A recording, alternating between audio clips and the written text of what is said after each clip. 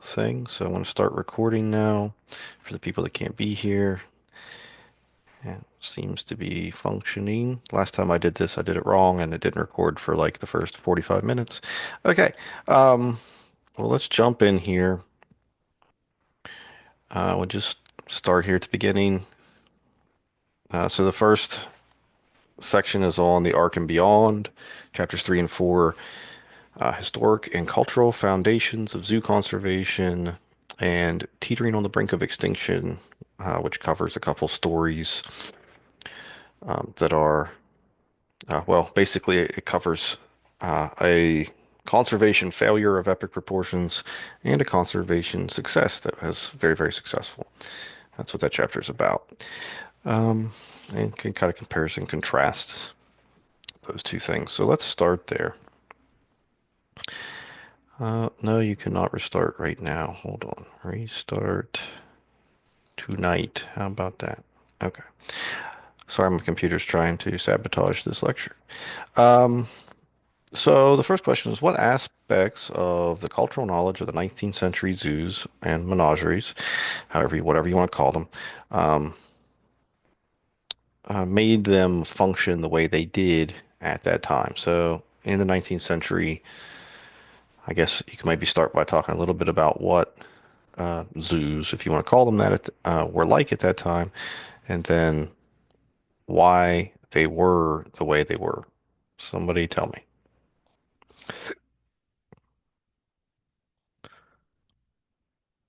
We're going to do this again. First question is going to be a tremendous struggle. Oh, Jasmine Anderson, go. You're up. For this one, I put that zoos slash menageries that time were more of living museums, and that the people in that time were more focused on knowledge of the animals in nature and operated the living museums focused more on recreation education. I said that they did not understand how exactly to care for these individuals and operated with the little known knowledge that they had with exhibit design and husbandry. It was appropriate back then for them to collect as many species as they wanted to so that they could learn about them, but also they didn't really see or view it as conservation back then. That's a really good answer. Um, the idea of zoos as living museums. Do any of you still think that zoos are somewhat a living museum today?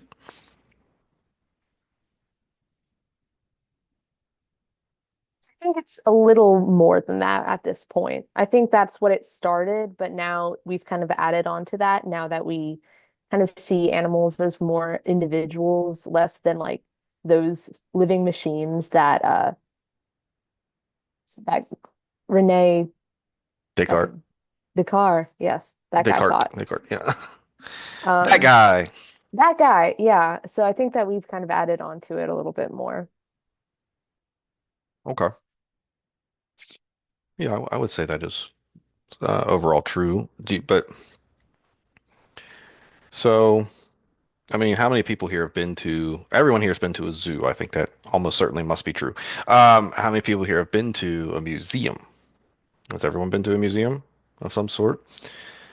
Do you feel like you have a similar experience in both places, or do you think that they're quite different? Jasmine, Kyle. Currently you don't have volume, Jasmine. You might need to troubleshoot your volume.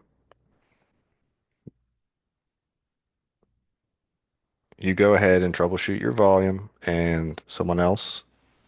Well, what is your opinion? Tiffany, go ahead. Uh, Maybe it's just because I'm a massive nerd. But I've been just as excited to visit a zoo as I have been to visit natural history museums. I actually visited the one in DC multiple times over a couple years.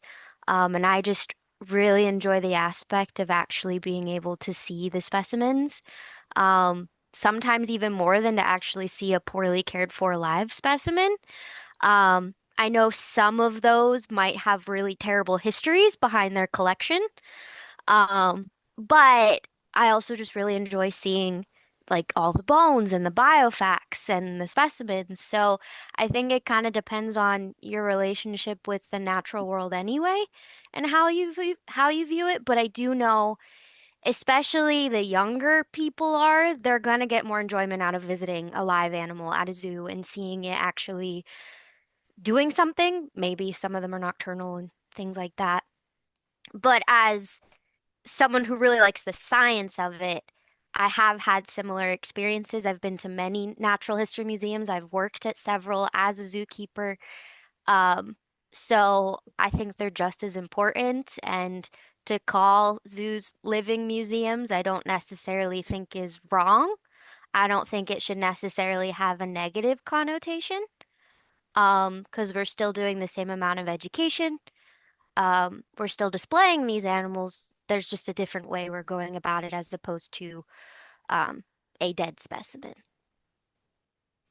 Okay, does anybody agree or disagree with Tiffany's thoughts? Bjorn? I would say I actually really agree with that. And I know what they mean when they say it's like a living museum, but in some ways I would actually argue the opposite. And kind of what Tiffany said, going to, I mean, for us science nerds, going to a zoo and a natural history museum, it's very much science focused. And that's not how zoos really started out. And so I would even argue that zoos back in the day were more focused on entertainment, more like a circus even, and then throughout the years they became more science based. So if we're comparing it to like a natural history museum, I would even argue that it became a little bit more like a museum as time progressed. Interesting. Uh, Jasmine, you have your audio fixed? Can you hear me? I can, yeah. You just had to get rid of your Yay. really nice headphones and put on your regular Um, headphones. these ones weren't giving, I couldn't hear anything earlier, so I switched to the pink ones, and then the pink ones speakers aren't working, but these ones are working now, so if Okay. I disappear again, you know why. So I don't think that zoos are living museums. I don't want to say that museums have a hopeless feeling, but I would say, especially nowadays with zoos, it's less about like these things existed, here's the knowledge that we have of them. It's these things still exist. These are the things that we can still do to ensure that they exist. I remember when I was reading the chapter with the bison and what was his name? The H guy. Hornaday? Hornaday. Hornaday started out as a taxidermist, and when he was like, "Oh my God, these bison, they're dying out," he went out and he collected a bunch of their skins and got some skeletons, and then like brought a calf back, and the calf died like 2 months later. That to me, I guess, is like a living museum where he didn't really take care of that animal. There was no like real husbandry with it. Um, so I just am, I can't. Maybe in the past zoos could have been considered living museums, but I think now with the husbandry and the care and the idea of protecting instead of just saying, man, we missed out on this. These things are dead now, but look how awesome history is. So it seems like you have two arguments there. One is that the narrative feeling of walking through a museum is different, and the other is that the responsibilities of the institutions are different. Okay. Tiffany, you raised your hand. Yeah, kind of. I mean, Jasmine can answer this or anyone. How does it make you feel then now that there are museums and maybe former things out, they have live collections? So does that make you think of a living museum differently? And I've been to several museums where they now have their own reptiles and small mammals and things like that that they also have an exhibit and take care of. Um, do you think they should then be considered zoos? Does that change how you feel about a living museum? Or do you think it's just now, well, they're caring for live animals and they're still just a museum, but now their specimens are alive? Um, I think I've been to museums with some invertebrates and some reptiles and some butterflies. But at the same time, the exhibits still had a different feel to exhibits in zoos that would, for example, have the same animals. So it felt more of like an immersive experience within like a culture or a habitat. Uh, for example, with I think the invertebrates that I saw in the museum, it was more so just like, this is what we have nowadays, and because we can't show you what we have lost. Like the bugs of this time period were so big, and this was what their life was like compared to this animal that is a lot easier to take care of. And they don't have the same conservation goals in mind, I don't think, that zoos have. Okay. Annabeth, you had your hand up as well. Yeah, I was basically going to say the same thing, that some museums do have live collections. So, what do we think about that? If a museum has a live collection, is it acting as a zoo in that particular case?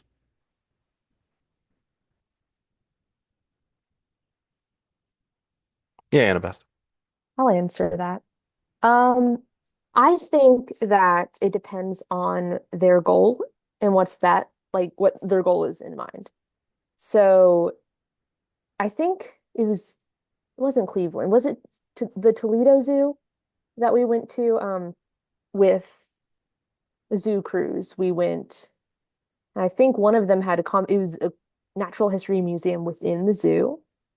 And I think that it just depends on their goal because I feel like a lot of they're very conservation oriented, and I feel like a lot of museums are very education oriented. So that's where I draw the distinction. But I know that there can be like a little bit of gray in the middle, like where that had both in one. But that's basically how I see it. Yeah, Ryan. Yeah, I guess this is probably just a general question because I don't think I've been to a museum that had a live collection.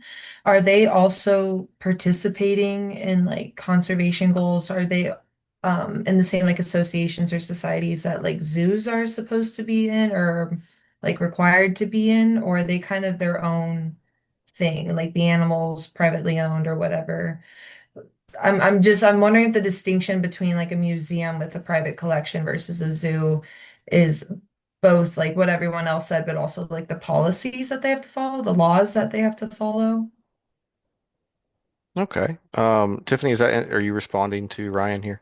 Yeah, so Okay. as someone, because I did a lot of my last facility, we actually had traveling exhibits, so I didn't necessarily work at the museums, but I was basically a representative of my zoo taking care of those animals at that facility.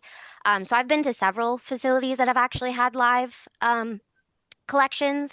One thing I do want to remind you of that a lot of these, like say AZA, those are voluntary.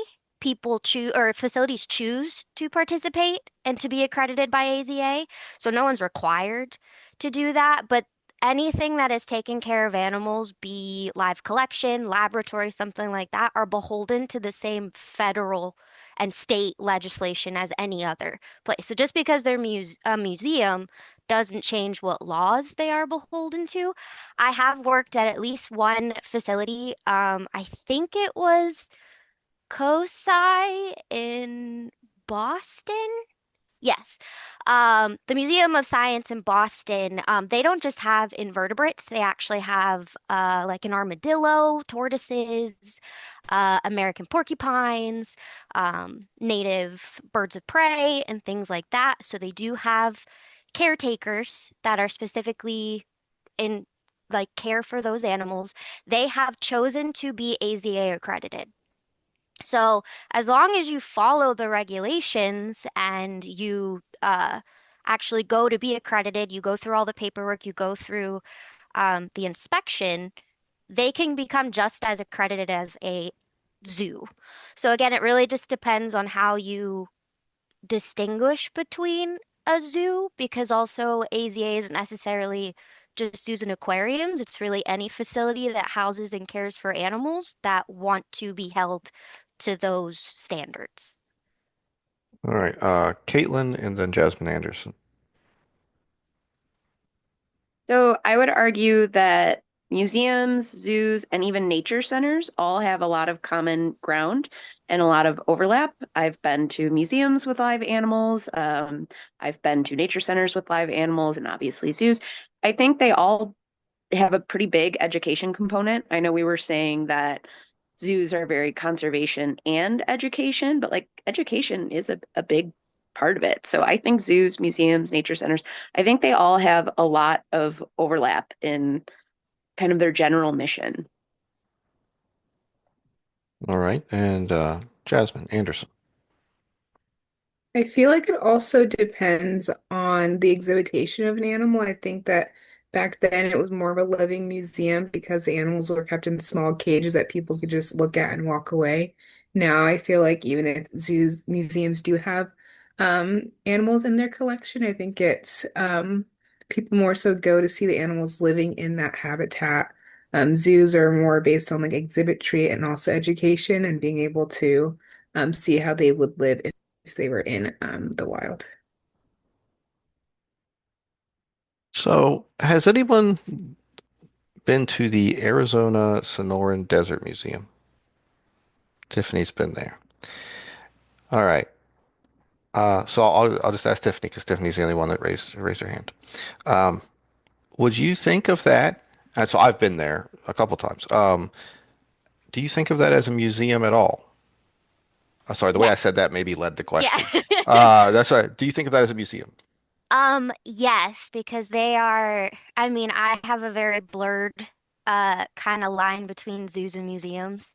But yes, because it's kind of weird in how it is. So for anyone who hasn't go, you basically go to a plot of land in this large protected area of land. A lot of it is outdoors, and their main focus is exhibiting native species in their natural habitat. So they do not really have, if any, exotic species. Um, and for some people that were saying, well, the distinction between museums and zoos is their goal, they have a very, very large focus on the conservation of the species living in that specific habitat. So yes, I would think of them as a museum because one of their main goals is to show off how that landscape and that habitat and those ecosystems function in that area. Um, and while they do have educational programming and things like that, a lot of it is a very go your own pace kind of visit around it, and it's not all necessarily here's animals, look at them. You literally just to go get to walk around the Sonoran Desert, and there happens to also be animal enclosures in there. So again, I kind of have a very blurred line between museum and zoo, but yes, I would still consider them a museum. So I have I have a little bit of a different take on them. I feel like to me they are really a zoo in my mind that took splashes of museum and interspersed them in the zoo experience. So like as you're walking, for example, through uh, what the Arizona Sonoran Desert Museum, mostly it's a very zoo-like experience. You're walking outside for one. When you think of museums, you think of typically walking around inside mostly, right? So I think that's one place where we might uh, maybe start to find some amount of separation in these institutions. But then at one point you're walking along and there's these steps that go down into this, it's like an artificial cave type thing. And then you're underground and there is a big exhibit of it's like geology and the planets and stuff, and it's just straight up museum stuff. I mean, it's completely a museum experience. And then you walk back out, out the steps on the other side of the cave, and you're back outside, and it's a zoo experience again. So to me, the Arizona Sonoran Desert Museum, even though they have chosen to call themselves a museum, feels like a zoo that borrowed little touches of museum and interspersed them throughout that type of experience. Almost the same way that a museum, in some instances, might borrow some zoo stuff and intersperse that into, uh, oh, what is going on? Cloud recording is ready for viewing. Uh-oh.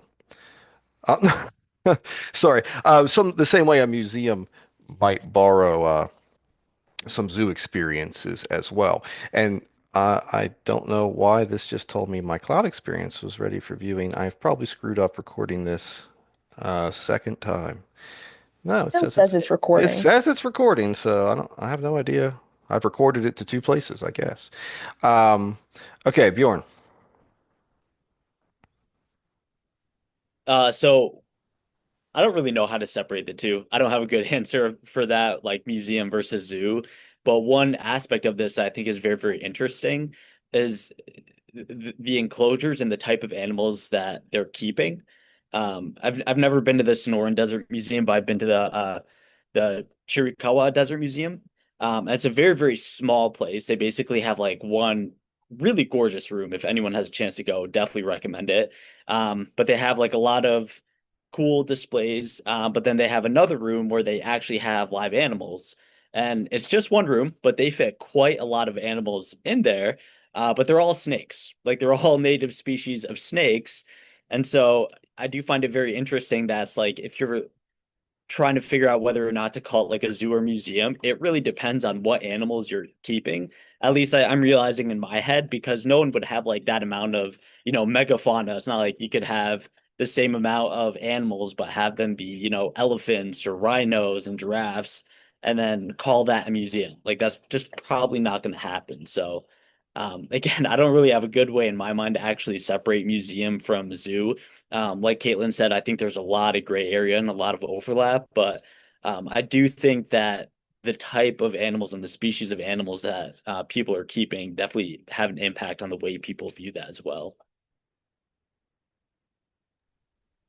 Yeah, I think that's probably true, especially so one thing we haven't addressed yet in this conversation, I think, is that if you think about a zoo and you think about the behind the scenes part of the zoo, it is completely different from the behind the scenes part of a museum. In a museum, you go behind the scenes, and what is behind the scenes in a museum? Has anybody been behind the scenes in a museum before? Tiffany, you're a well-experienced person, and I appreciate that about you. So, Tiffany, when you've gone, so I have, I've been behind the scenes in a bunch because I had to do that kind of work for my PhD. But Tiffany, so what did you see uh, when you went? So it depended on the institution, because I've been behind the scenes again with my traveling exhibits with many museums, and it also depended on what kind of collection they had. So a lot of the behind the scenes is literally just storage, of specimens of defunct, things they've had out. A lot of museums are hoarders because they'll like Oh you yeah. never know if you'll need to use it again or if you'll want those parts or if maybe a sign can be reused. Um, some of them have been a little bit different where some of the behind the scenes is actually like kind of like small habitats you'd see behind the scenes at a small zoo that I've seen in some places.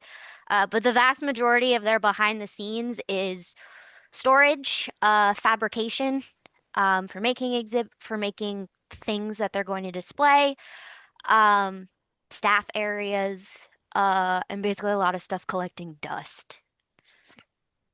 Okay, great. So, and we're going to come back to this. Now, I want someone else to tell me, because all of you pretty much have experience working in zoos and you've seen behind the scenes. What does behind the scenes of a zoo look like?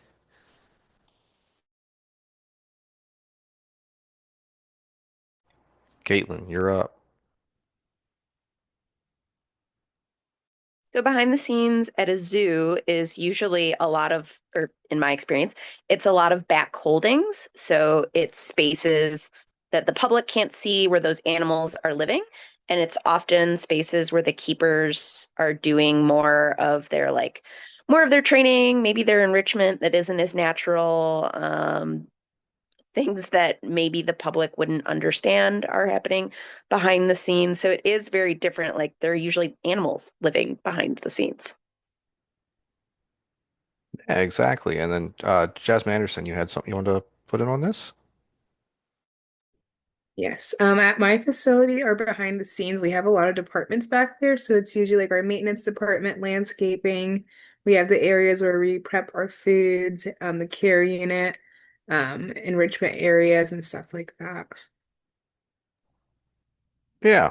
So let's think about those two things, the behind the scenes, because I think if we think about what happens behind the scenes, we can probably delineate really what these two different, very different institutions are, even though they do have this gray area.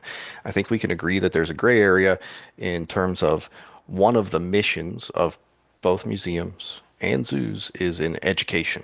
And usually we're talking about from a scientific perspective, but in museums, you have art museums, you have history museums. So it expands beyond simply science or simply natural history, is what I should have said. Um, but behind the scenes in a zoo, we're worried about breeding animals. Uh, Typically, that comes with a concern for animal welfare and usually is associated in some way, hopefully, with conservation related goals, right? Ultimately, at least some part of that behind the scenes stuff should be related to conservation. If not, the zoo is questionable if the zoo should exist. Which we'll talk about a lot more throughout this semester. And then the museum is a repository of data. That's really what it is. It's scientific data, historic data, those specimens that represent sometimes a couple hundred years worth of collecting. Quite literally, there are, a couple hundred-year-old specimens that are held. They represent historic data, and without those repositories, that data would be lost. So the museum's main objective is to serve as a repository for information related to whatever particular uh, brand of museum you're talking about. I'm talking mostly in terms of natural history right now because that's the thing that's most closely related to the zoo world. So, if you go to Carnegie Museum, for example, in Pittsburgh, and you go behind the scenes, what you're going to see are they have a tremendous insect collection there, and it goes back a couple hundred years. Really old specimens, and that can tell us something about the conservation status actually of those insects. So, for example, if were able to collect them 150 years ago and we can't find them now, we can go through the collection and find when they kind of disappear, and that will tell us something about the timing of when that animal is gone from our collection records, and then we can probably or possibly correlate that with things that were happening at the time the animal stops being collected to tell us something about what might have happened to that organism. So we can use that data for conservation, but the objective isn't conservation. It's just a repository of data that we could do all sorts of things with.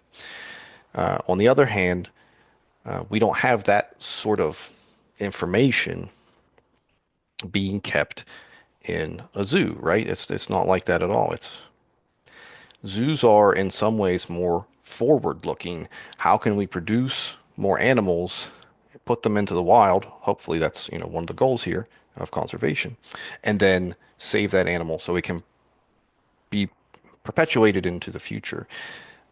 Museums are in some aspects more backwards looking. They're looking into the past. They hold records of the past.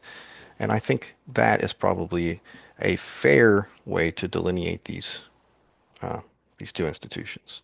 What do you guys think of that?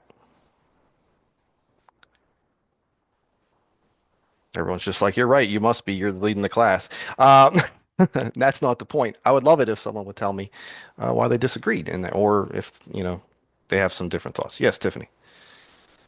So I used to be a registrar at my last facility. So there are plenty of records.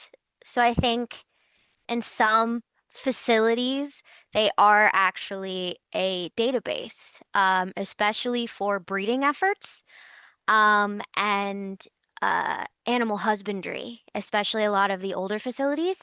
And then some facilities that have been like, okay, well, we're going to bring the species into captivity and we're going to figure out how to take care of it. We might not store our data the same way. We do have things like ZIMS, formerly ISIS, and things like that, where we are collecting data, just not the same data. And it's not in a very public way. It's mainly between institutions. So I know San Diego Zoo has a lot of information that they have collected and provide for other facilities. So I wouldn't necessarily differentiate them between the fact that they're collecting data. I think it would be more of how they present that data. Museums are data for everyone. Anyone can go and have at least some access to the majority of their data. A college student could be doing could be doing a PhD research and reach out to a museum to study their specimens. Um, but a layman isn't really going to get access to the zoo's uh, decades of data on like the breeding of North American river otters or something like that. So I think we're all collecting data.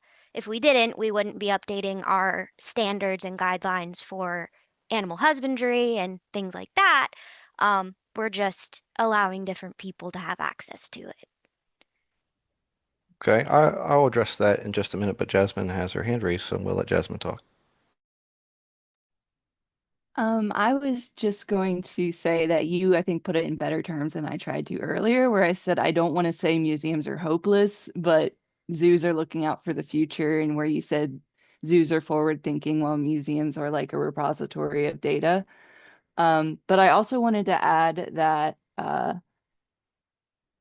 when I was trying to differentiate earlier by saying it's by experience, I think like a lot of like living animals and stuff like that in zoos would be like could be part of a partnership, not in zoos, and museums could be part of a partnership with the zoo because these are research areas and everybody's wanting to share this data. I know for a fact that when I was doing insect work, a lot of the times as a wildlife biologist or the associate ecologist that I was working at, as I was able to access this data about these insects because I was, for example, trying to differentiate um, species caught, and the only way to do that would be to compare them to historical or collected specimens. I know, for example, we got some of your specimens alongside some specimens I think that came from a museum. So I think that the living and the shared data are through partnerships with things like zoos, or, for example, when I worked at a wildlife center with the Fish and Wildlife Service, or but I think the repository of information serves a different educational experience than like a zoo would with their data collection. I don't know. I'm not, it's been a long day. I'm not wording things correct, but I just want to say I agree with you. And I appreciate you wording it better. So, um, all institutions do hold data. I mean, you wouldn't be an institution if you didn't have some kind of information. It might be your payroll. Every institution has data, but the point of what I was trying to get across is in the manner in which that data is used in the museums. It is it is a deep historic record and also not tethered to necessarily species of conservation concern, which I think is a really valuable thing to point out. And actually for purposes of conservation, which I can talk about in a minute.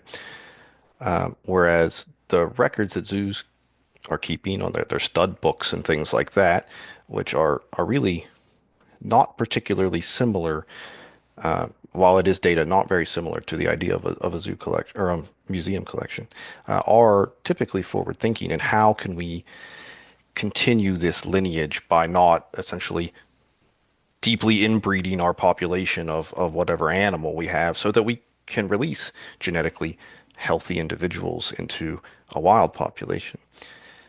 So certainly they have data, but the function of that data is really not the same between the two institutions. I still think that that is a really good way to delineate those things. What is the function of that data, and also how is that data even collected and held? I think you're right. Part of it being who can access that data is also valuable in that consideration. But one of the big things, like I was saying, is museum data. If you go and I use insects because a lot of my PhD work was on insects, and I spent a lot of time in museums looking at their insect collections. If you go and look at those insect collections, they're not like only endangered bees, for example. I studied bees. So I looked at many thousands and thousands of bees in different museums across the United States. And it's just bees, period. It's all the bees collected by all the people, and they put them in boxes and they stack them up, and you can go in and look at those collections and see when they were collected, where they were collected, those sorts of things. Collecting data on things that aren't already in trouble is one of the most important conservation activities that is completely overlooked by most conservation biologists, in my opinion. So why would we want to collect data on animals that are not of conservation concern as a conservation activity? Let me ask you that. Yes, Annabeth. Out of precaution. Can you Because elaborate a little bit on that? yeah, yeah, because if you like look at trends, and my brain automatically goes to frogs because that's my whole deal, kind of. But like amphibians are already at risk. So if you start taking data on ones that aren't threatened, you can kind of see that they're probably going to be threatened in the future. So taking the data with the ones that you already have can help with the future. Okay. Um, I think I get oh, Jasmine, go ahead. Collecting information on species that aren't in trouble at the moment. For example, with the book, The Passenger Pigeon, if we'd had a decent captive breeding program going on for passenger pigeons the way we had for American bison, we would probably still have passenger pigeons today. But alongside that, I know for a fact with the research I've done, collecting data on species that are not threatened not only can help in the future for them, but can help the species that are threatened. If you study big brown bats and you find stuff about them, it can be relevant to the species that are under threat right now, like the little brown bat, so that you don't have to worry as much about finding these rare threatened species or stressing them out through research purposes. You can just go ahead and do it with the big brown bat, who's not threatened, who's very hardy, who can do anything that it wants to do because big browns are incredible. Okay, I like that. We'll come back to that in a minute. Caitlin?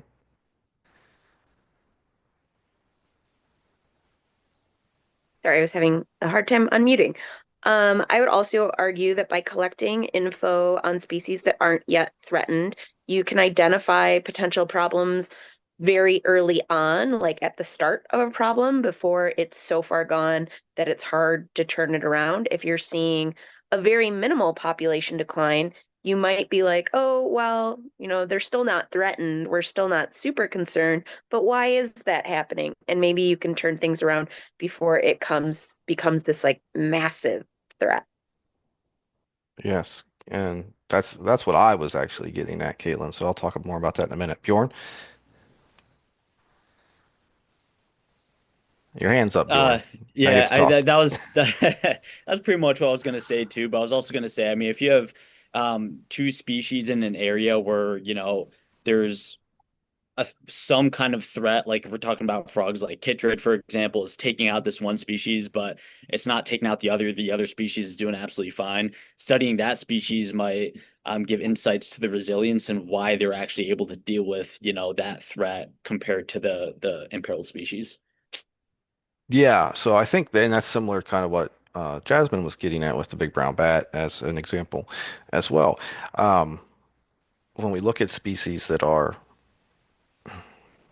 uh, not it threatened, but they they're resilient to some problem, whether it's chytrid fungus or white nose syndrome, which is the two things you guys are mostly, I think, talking about here.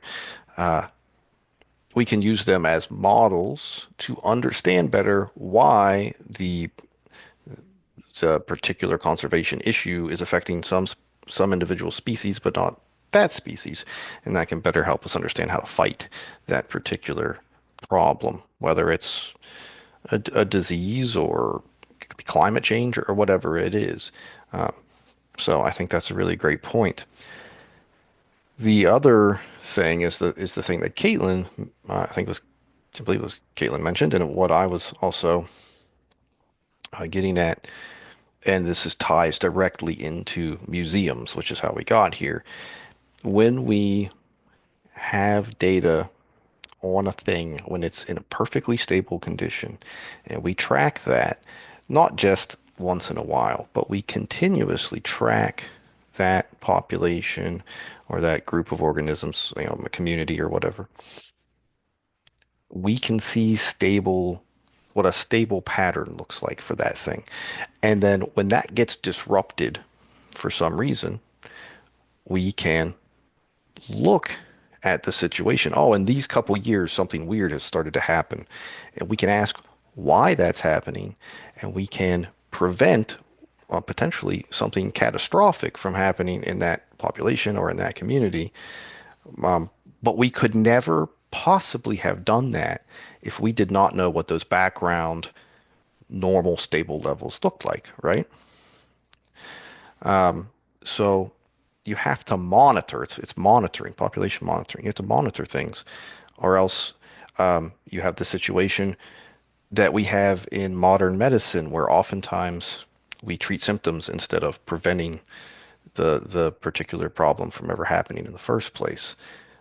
Much better, right? The whole ounce of prevention is better than a pound of cure thing is exactly what I'm getting at. Yes, Caitlin. I wanted to add too, and I just thought of it. Sometimes we don't know as well, I'd say all the time, we don't know as much as we think we do. And I'm going to use Wolverines as an example. I've worked with Wolverines for the past 11-ish years, and in that time, our knowledge of Wolverines has changed, and that's not even that long of a time. And they're not listed as endangered, but there has been a push to list them as endangered. So studying their population would be really beneficial because there's this, are they threatened? Are they not threatened? Are we going to categorize them as endangered? And we just don't know as much as we think we do. So, like, the population might not even be as stable as we think it is because they're challenging to study.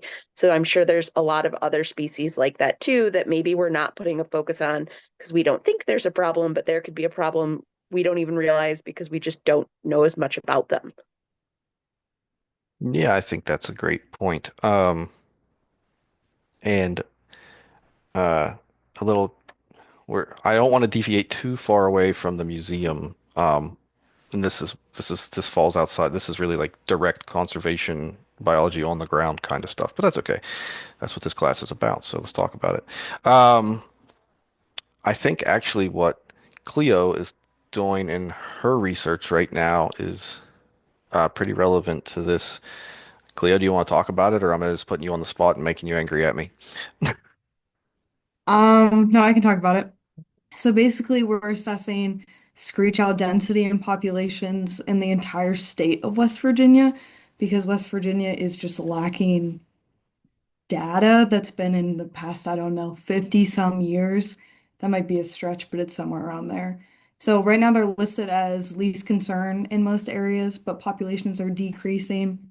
But nobody actually has been like going out and showing that the populations are decreasing because there's not actually any data to support that, to show that like they are decreasing, if that makes sense. So we're trying to get like a baseline of their densities right now in the state of West Virginia for future people to be able to be like, yes, their populations are still the same, or no, they're actually decreasing. Can you talk about, so that was all great. That's not what I wanted you to talk about, but that's Oh, okay. okay, You can't cool. read my mind. So, um, can you talk about the methods? I'm not saying give your methods. I'm saying, so we're part of your thing is investigation of methods. Can you talk a little bit about that?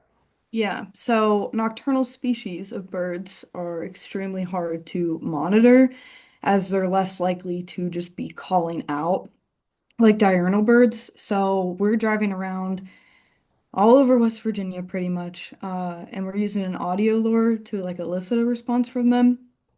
So we're getting more data on them than typical because most people don't want to go out during the night. There's a lot of things that like this bird doesn't have that much data because of the methodology. The way we're doing it is one of like the best well-known ways to get nocturnal species to respond. So it makes it more efficient for us. Is But that kind why? of what you wanted? No, okay, I'll just Okay, I talk. don't It's know. okay. It's your research. I thought I'd let you roll with it. Okay. So Cleo is going out, and one of the questions that Cleo is trying to answer, aside from all the things that Cleo just said, which are true things, she's also trying to uh, find out a little bit about the Oh, behavior associated, right? The behavior associated yeah. with the methods that are typically used in the field to monitor this species, right? So how long does it take, for example, a screech owl on average to respond? That's one of the primary questions of the research. It's a very simple question. You play the call, you wait and see how long it takes to respond.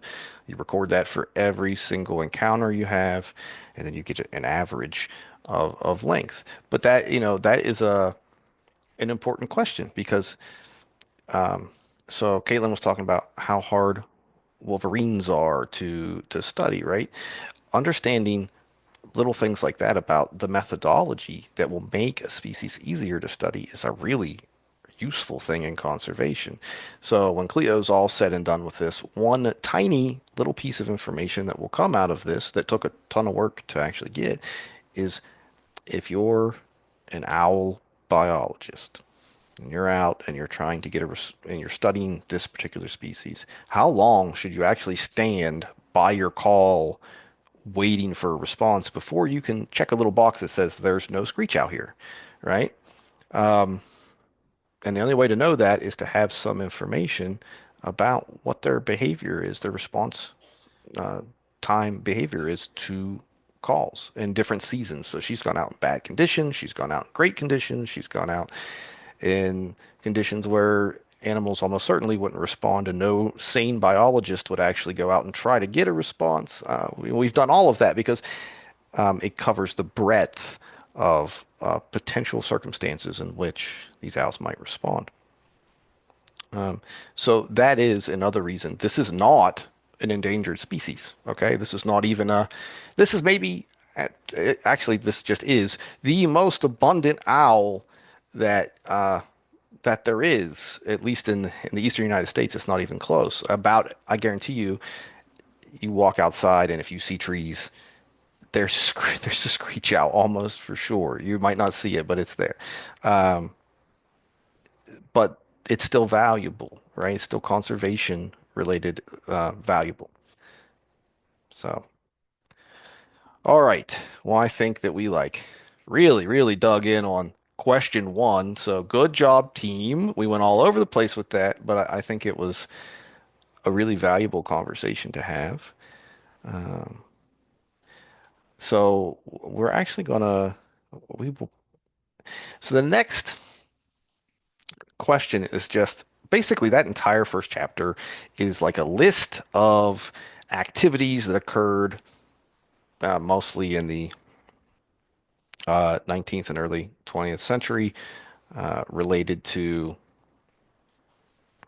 basically things zoos were doing that were good at the time and some other related things like laws that were passed related to conservation, things like that. So I'm not going to sit here and we're not gonna, like list them all out and go through them one by one. You guys can do that on your own time. And I think, and so questions 4 and 5, along with that, are they're just all associated with that same question, right? So question 4 was, can the change in the cultural shift discussed above be seen in mid-20th century legislative decisions? You would have to have read those legislative, discussions in the book. The answer is yes. Uh, and then question 5 is, what organizations and institutions were involved in the 20th century development of modern conservation? And you could list, there's like a billion of them. The Bronx Zoo is one that is central to a lot of the narrative from the readings tonight. And that takes us to question 6, which is, I think, one where we can stop and talk again for a bit. And so question 6 is, how did the passenger pigeon and the American bison, despite being in very similar situations, end up with substantially different outcomes in their conservation stories? Cleo. Jasmine kind of touched on this already, but the passenger pigeon didn't have a lot of breeding programs set in place. There's that one guy that had, I forget how many, 100 or something like that, passenger pigeons, but they weren't really breeding them for any purpose. So whenever they realized that, it was endangered, it was kind of too late. And then for the bison, they're already kind of domesticated, so they're already breeding them. And yeah, so they're able to breed them, and they're a success story. Not so much the passenger pigeon, but Okay. Um, let's see. I think we get Ryan. Ryan, you want to expand on that?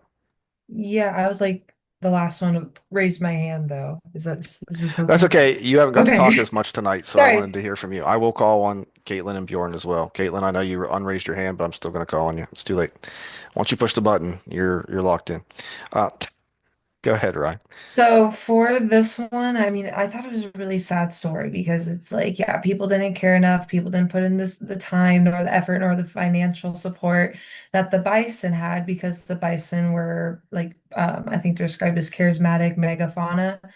Um, and I mean, for me, I feel like that's still really relevant today, like especially with um animals like elephants. Like, don't get me wrong, don't come at me, elephant people. I love elephants, but they get a lot of attention, they get a lot of money when there's also species such as reptiles, amphibians, who could probably use that sort of uh support as well. And unfortunately, because of that, like we're still seeing extinctions today.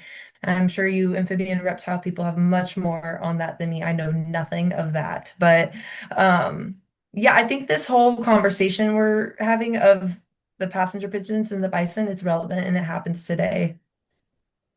Oh, yeah, it does. Um, and I think, that's the value of it. If this wasn't happening anymore, I guess it would still be good to learn the history as a preventative sort of thing, but it does still happen today. Caitlin, what were you going to say?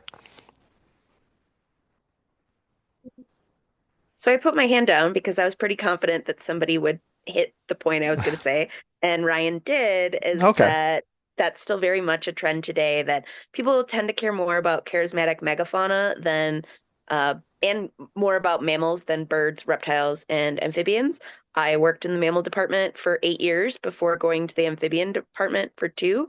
And I can tell you, just interacting with people, once I was an amphibian keeper, people were like, oh, frogs? Like, you don't work with the mammals anymore? Like, people did not care as much. They weren't as engaged. And even at my zoo, having been in both departments, the mammal department gets a lot more attention and like quick focus, kind of. And like, our zoo just hosted a gorilla workshop, and you would have thought it was like the end all be all of workshops.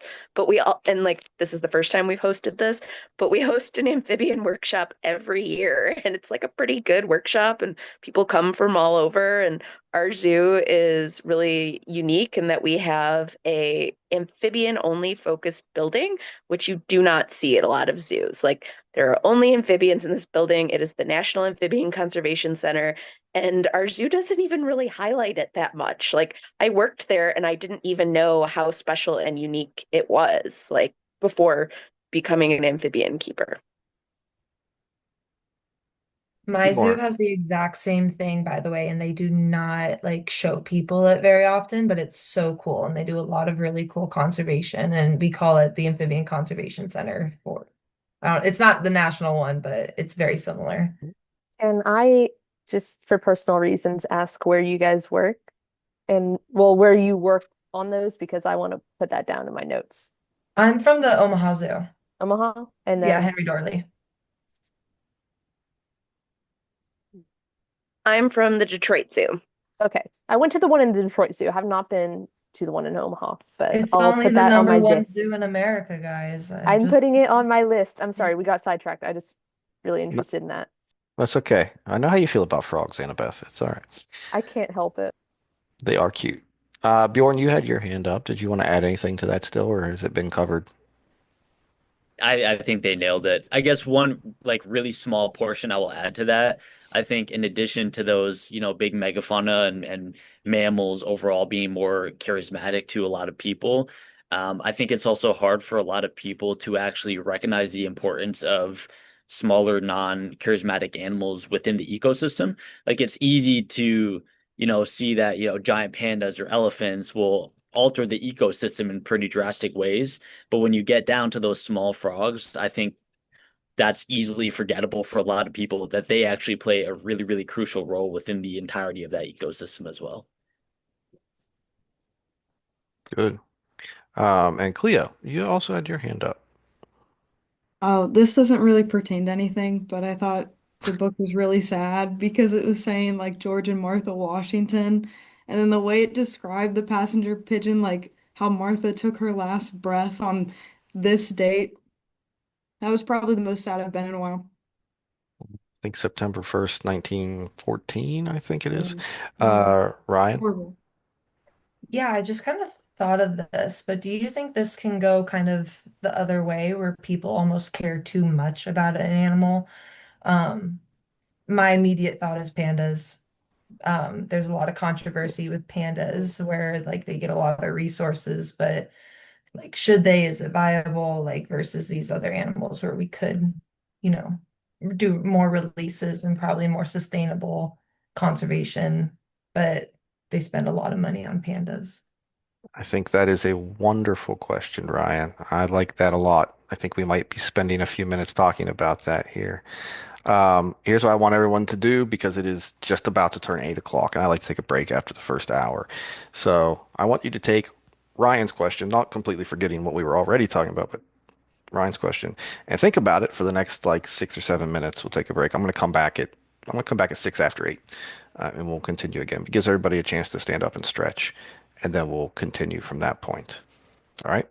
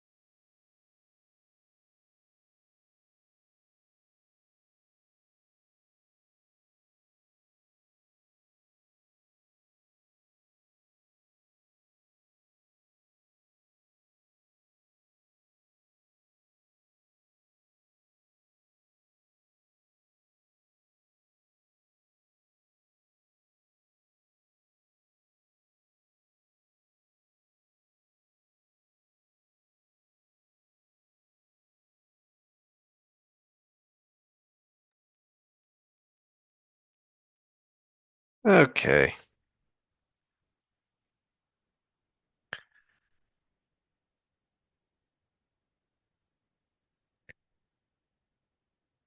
Give everyone just another minute here to get back on the call.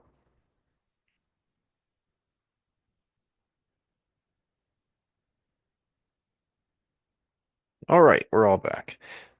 So what do we think about the question that was posed before we left? Caitlin, and go ahead and restate the question so everyone knows, remembers what we were talking about. So the question was regarding pandas and the idea of focusing on one species and putting forth a lot of like resources and effort towards one species and whether it's worth it or not. I think that was the overall question.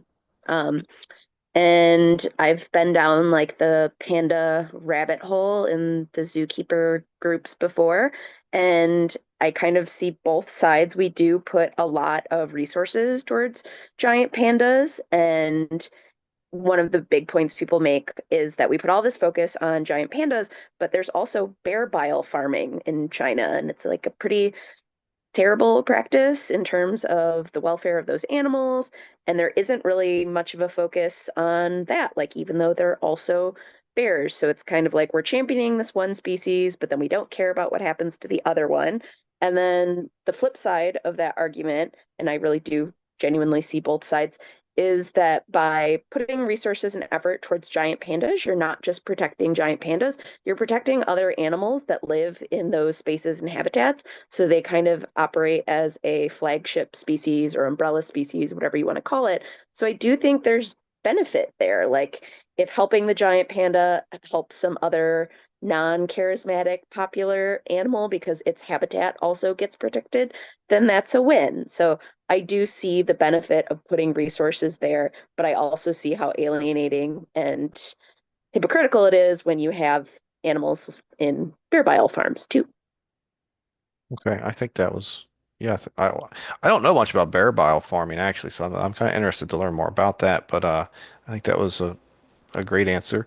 I do think that, so I want to, Tiffany, I'll get to you in just a second. I want to reiterate the question wasn't just about pandas, right? That was the immediate example that everyone jumped to, but the question was really like, essentially, can you care too much about any one species to the detriment of another, right? Does that sound more correctly phrased, Ryan? I think it was Ryan that posed the question.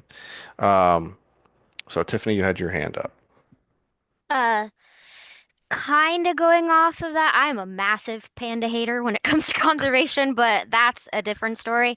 Um, One thing that I've heard that wasn't really touched on by Caitlin, we are putting all of these resources, not necessarily just into one animal, but specifically into animals that I've heard a lot we don't own, that are owned exclusively by China, that we borrow them, we breed them. We get the publicity, but that's about it. So why should we focus on pandas in China when China is doing a lot of work with them themselves, have done a lot of conservation, have done very well, but we aren't doing more for, say, species in our own backyards. In the United States, they are often, I see a lot because zoos are expected to have exotic animals the majority of the time. The tigers, the lions, the elephants, the rhinos, which do deserve conservation.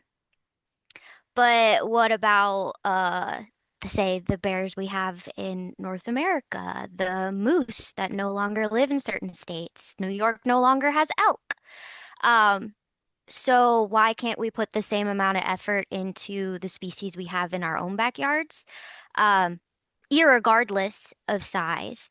Um, but also, I think a big thing that comes up with pandas specifically is sometimes I see we're putting all this effort into conserving them when we haven't seen a whole lot of change actually in their wild populations necessarily.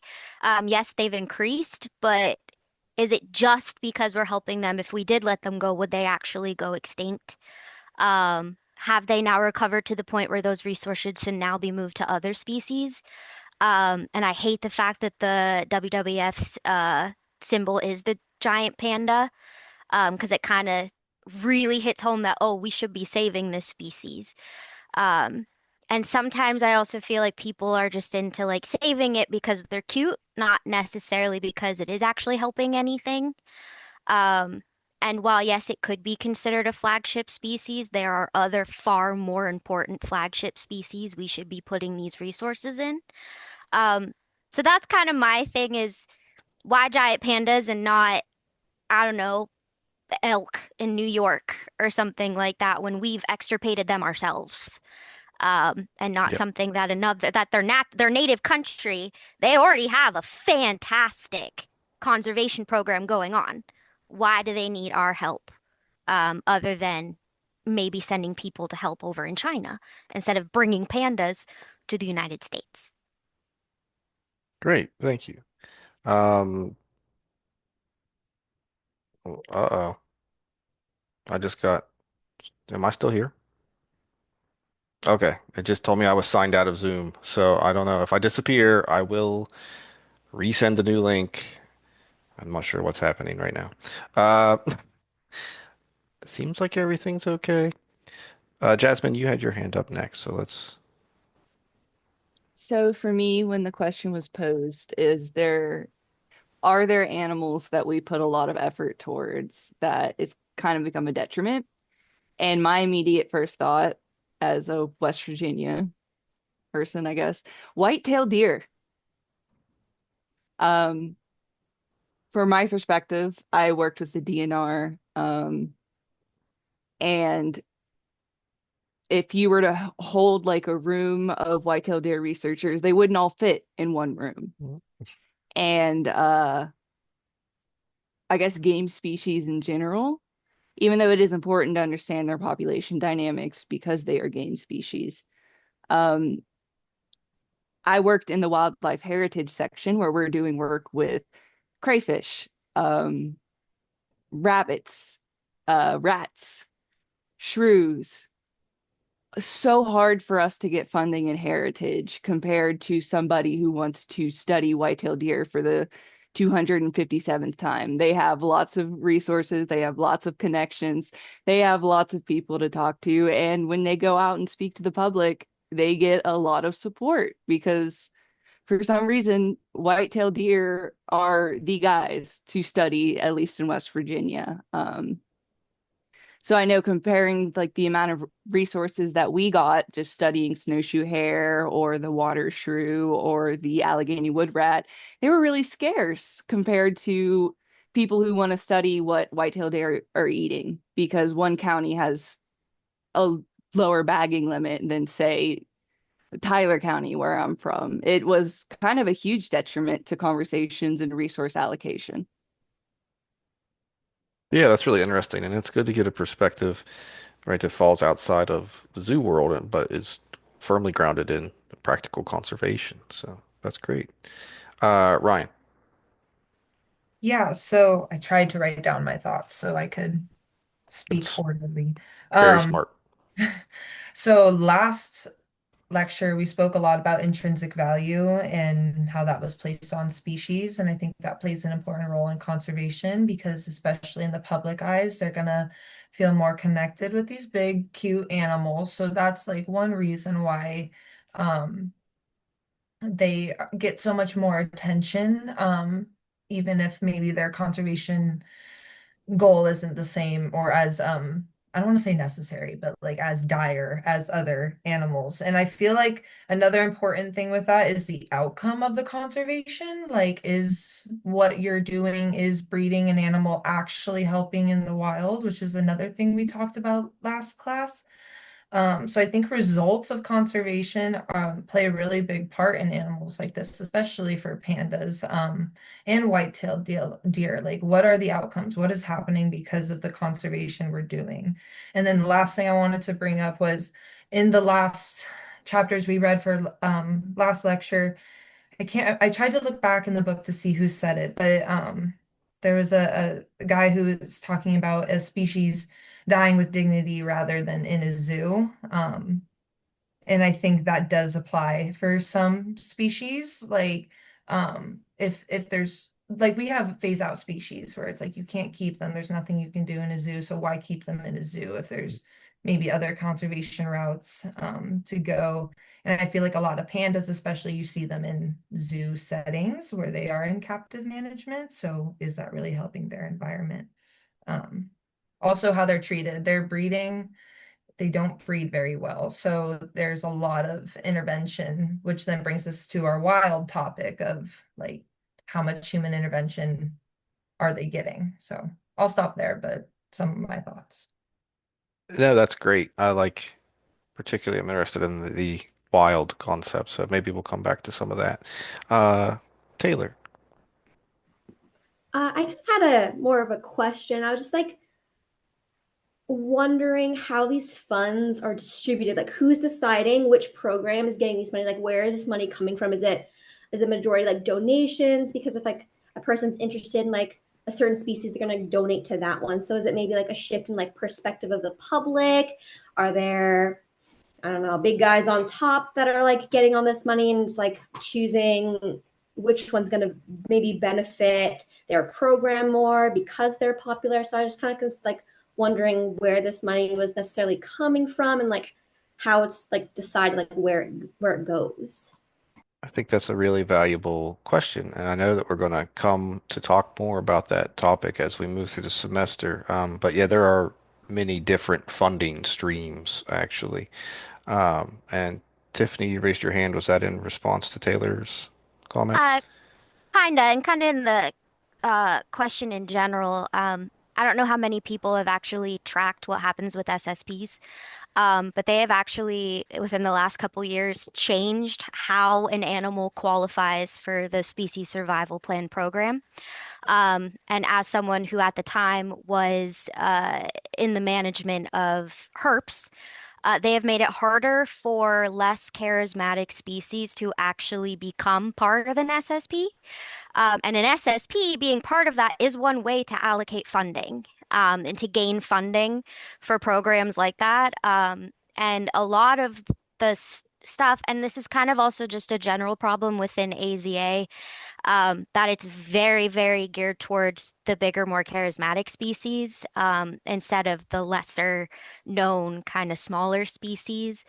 That yeah, a lot of it is now that a certain amount of institutions have to house the animal in order for it to even qualify for an SSP and things like that, which makes it harder for especially more vulnerable species because a lot of the times now they've just become vulnerable within the last several years or so. So fewer facilities have them and it's now harder to acquire them.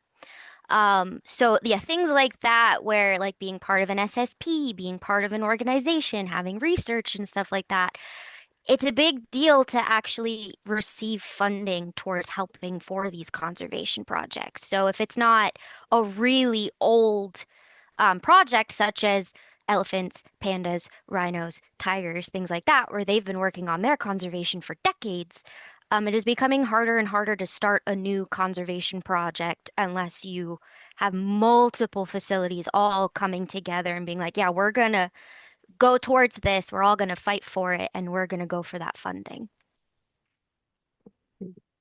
Yeah, I have so many thoughts about SSPs. SSPs make me feel really, really, really angry. But I'll talk about that maybe here in a minute. Taylor, go ahead. Yeah, I wonder like what their thought process maybe was behind making it difficult, like more difficult for animals that aren't held in these AZA zoos. Because I remember reading on AZA's website, it was like only 800 out of like the like 8,600 or something like that. So it was like less than 1% of the animals in their care were listed as like threatened, endangered, or threatened, endangered, or extinct in the wild. So, like I don't understand how that necessarily makes sense that they would do that. Wow. Caitlin, are you responding to Taylor here? Okay, great. So I'm not a part of any sort of board that makes those decisions.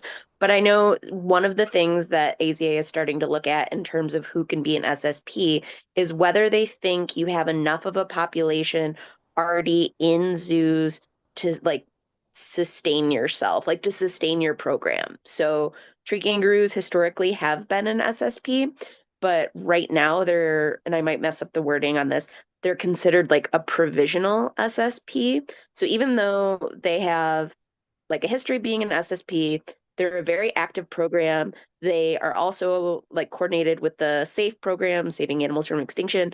And they have like a great field component with the tree kangaroo conservation program. They're still a provisional because not that many zoos have tree kangaroos, and there were a lot of things we weren't doing right with breeding. So breeding had really dipped. So there's a concern that this program won't be able to sustain itself. So they might not continue to approve it as an SSP. So I know that's one of the things that they're kind of being more strict about now is like, how big is your population already in zoos? And does that justify being an SSP? No. So I can talk to the SSP thing. So SSPs are species survival programs, and I'm going to move my cat who has just planted a flag on my lap here. Okay. Um, so the early intent of SSPs when they were created is exactly what the name SSP implies. When you hear species survival program, you think must be for protecting species, right? It really kind of insinuates uh, that that's what its function is. I actually went to an AZA program. I don't have the, I have a certificate of completion sitting somewhere, where it was supposed to be about keeping birds in AZA institutions, but it really wasn't about that. It was just about ultimately just general zoo AZA function. And the guy, one of the guys who was responsible for rewriting the SSP was one of the guys running the whole shebang that I was at, and he spoke a lot. Really, really nice guy, and he talked about SSPs one day, and he talked about what their function was really to be and what he wanted it to be, and it has very little at all to do with conservation. It is deceptive.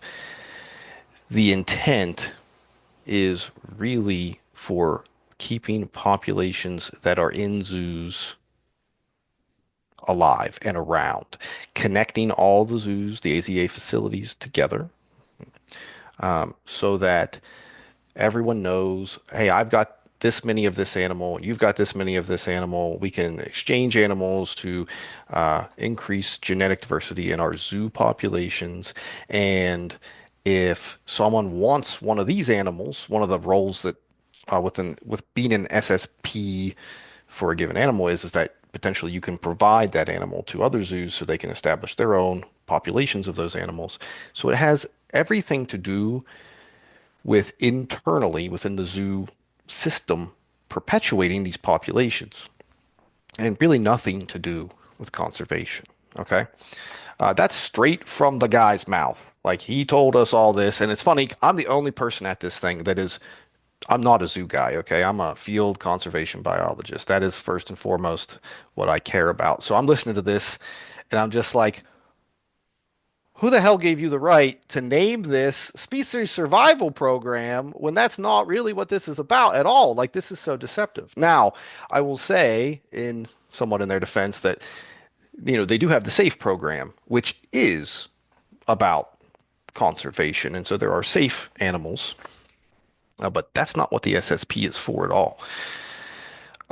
Ryan, you have your hand up? Yeah, could you compare like SSP programs? Or it's not compare, it just reminded me of the bison, how they were getting bison from private herds to basically rejuvenate or not rejuvenate, rebuild. You guys know what I mean? Their current Yeah. herds and make them bigger. It's late.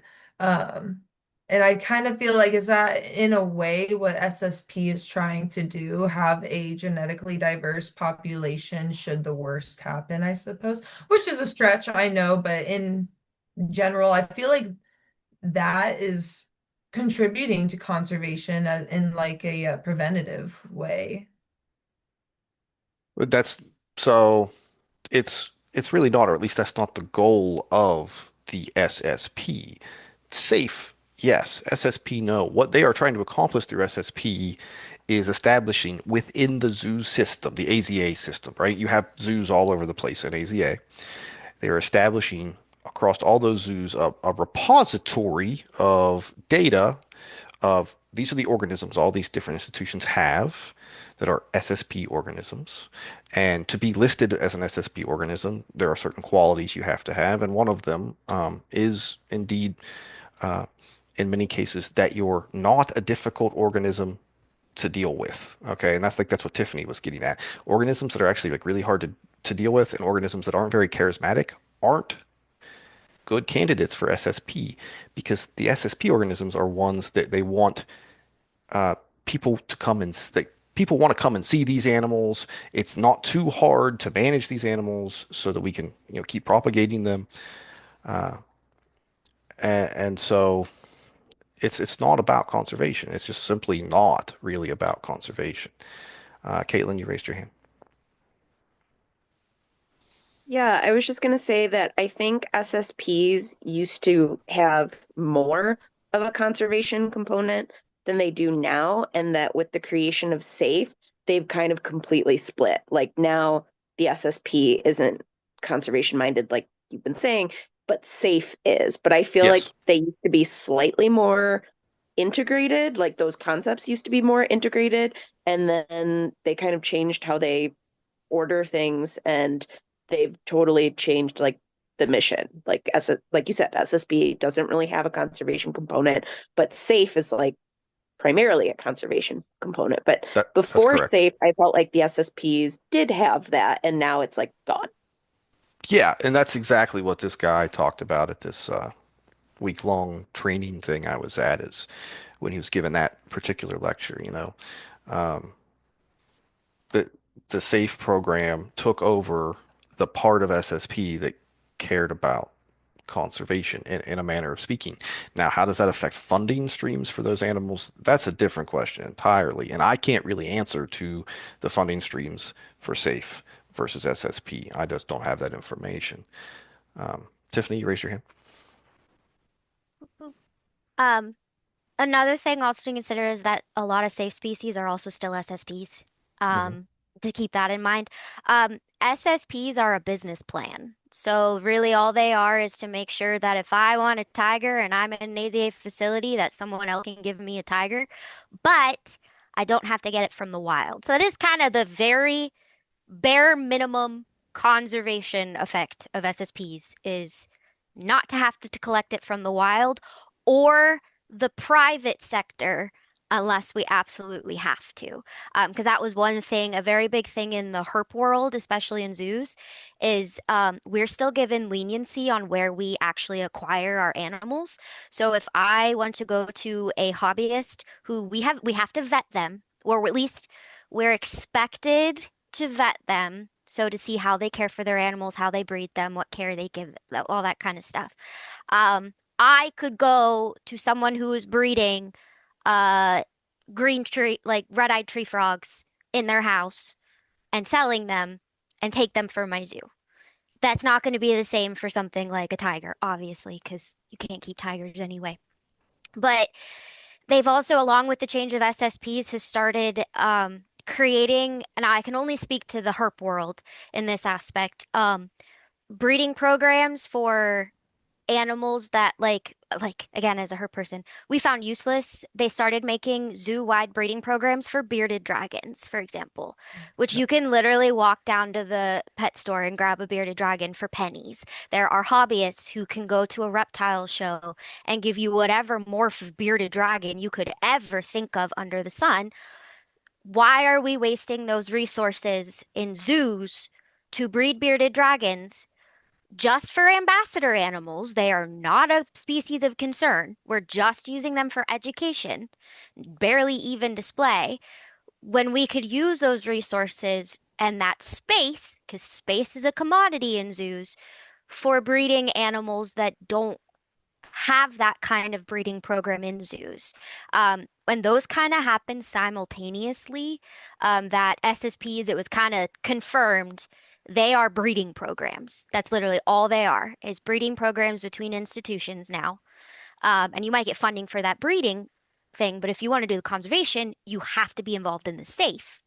Um, but now we're also racing resources on breeding programs to make ourselves very insular, which I think in some aspects is a very dangerous thing when there are perfectly knowledgeable and expert hobbyists that are doing amazing things for these species that we are just incapable of having space for in zoos, that we saw that shift. And safes are still, there's very few of them at this point. There's still a lot of advocating for moving things to safes, and that's also not easy. They didn't make that a very easy process either.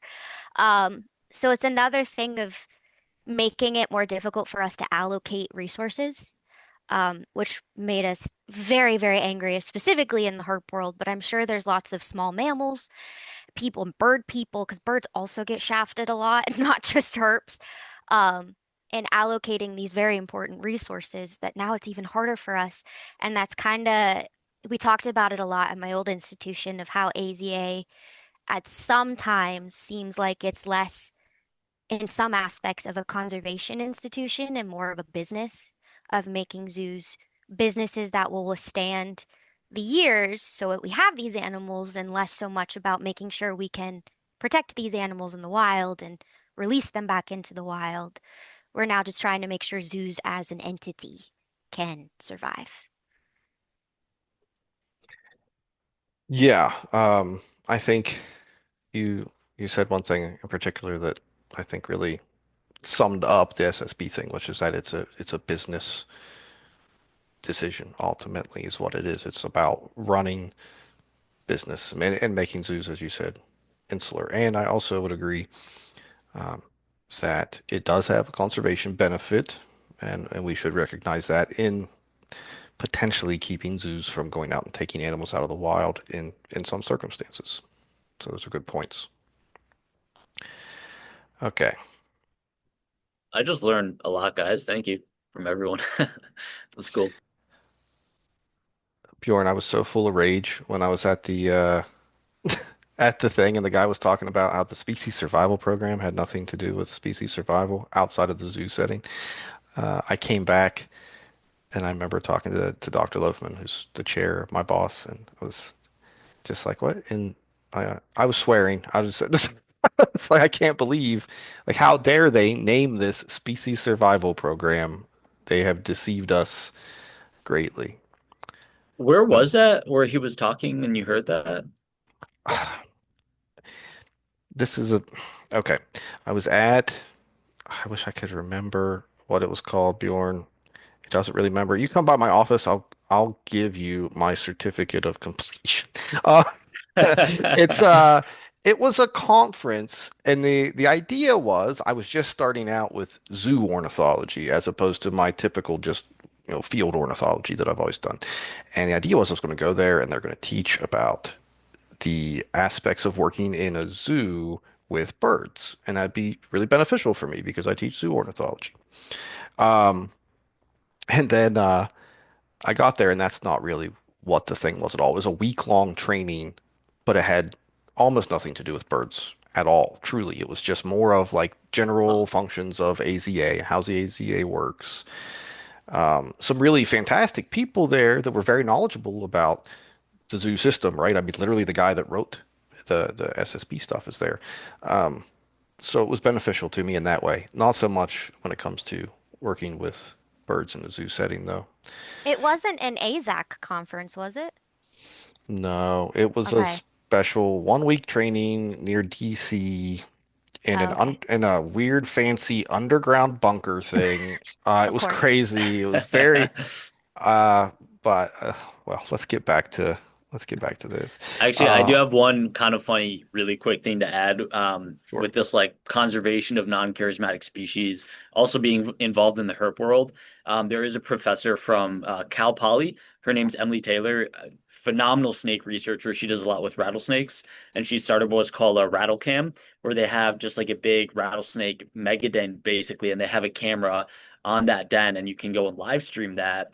And they have gotten a lot of insights into rattlesnakes and behavior and like family relationships, and have actually seen some really kind of cool things with that. But she has a logo, which I think really sums up trying to make people care about charismatic species. I don't know if you can read that. It says Yeah, snakes have families. families too.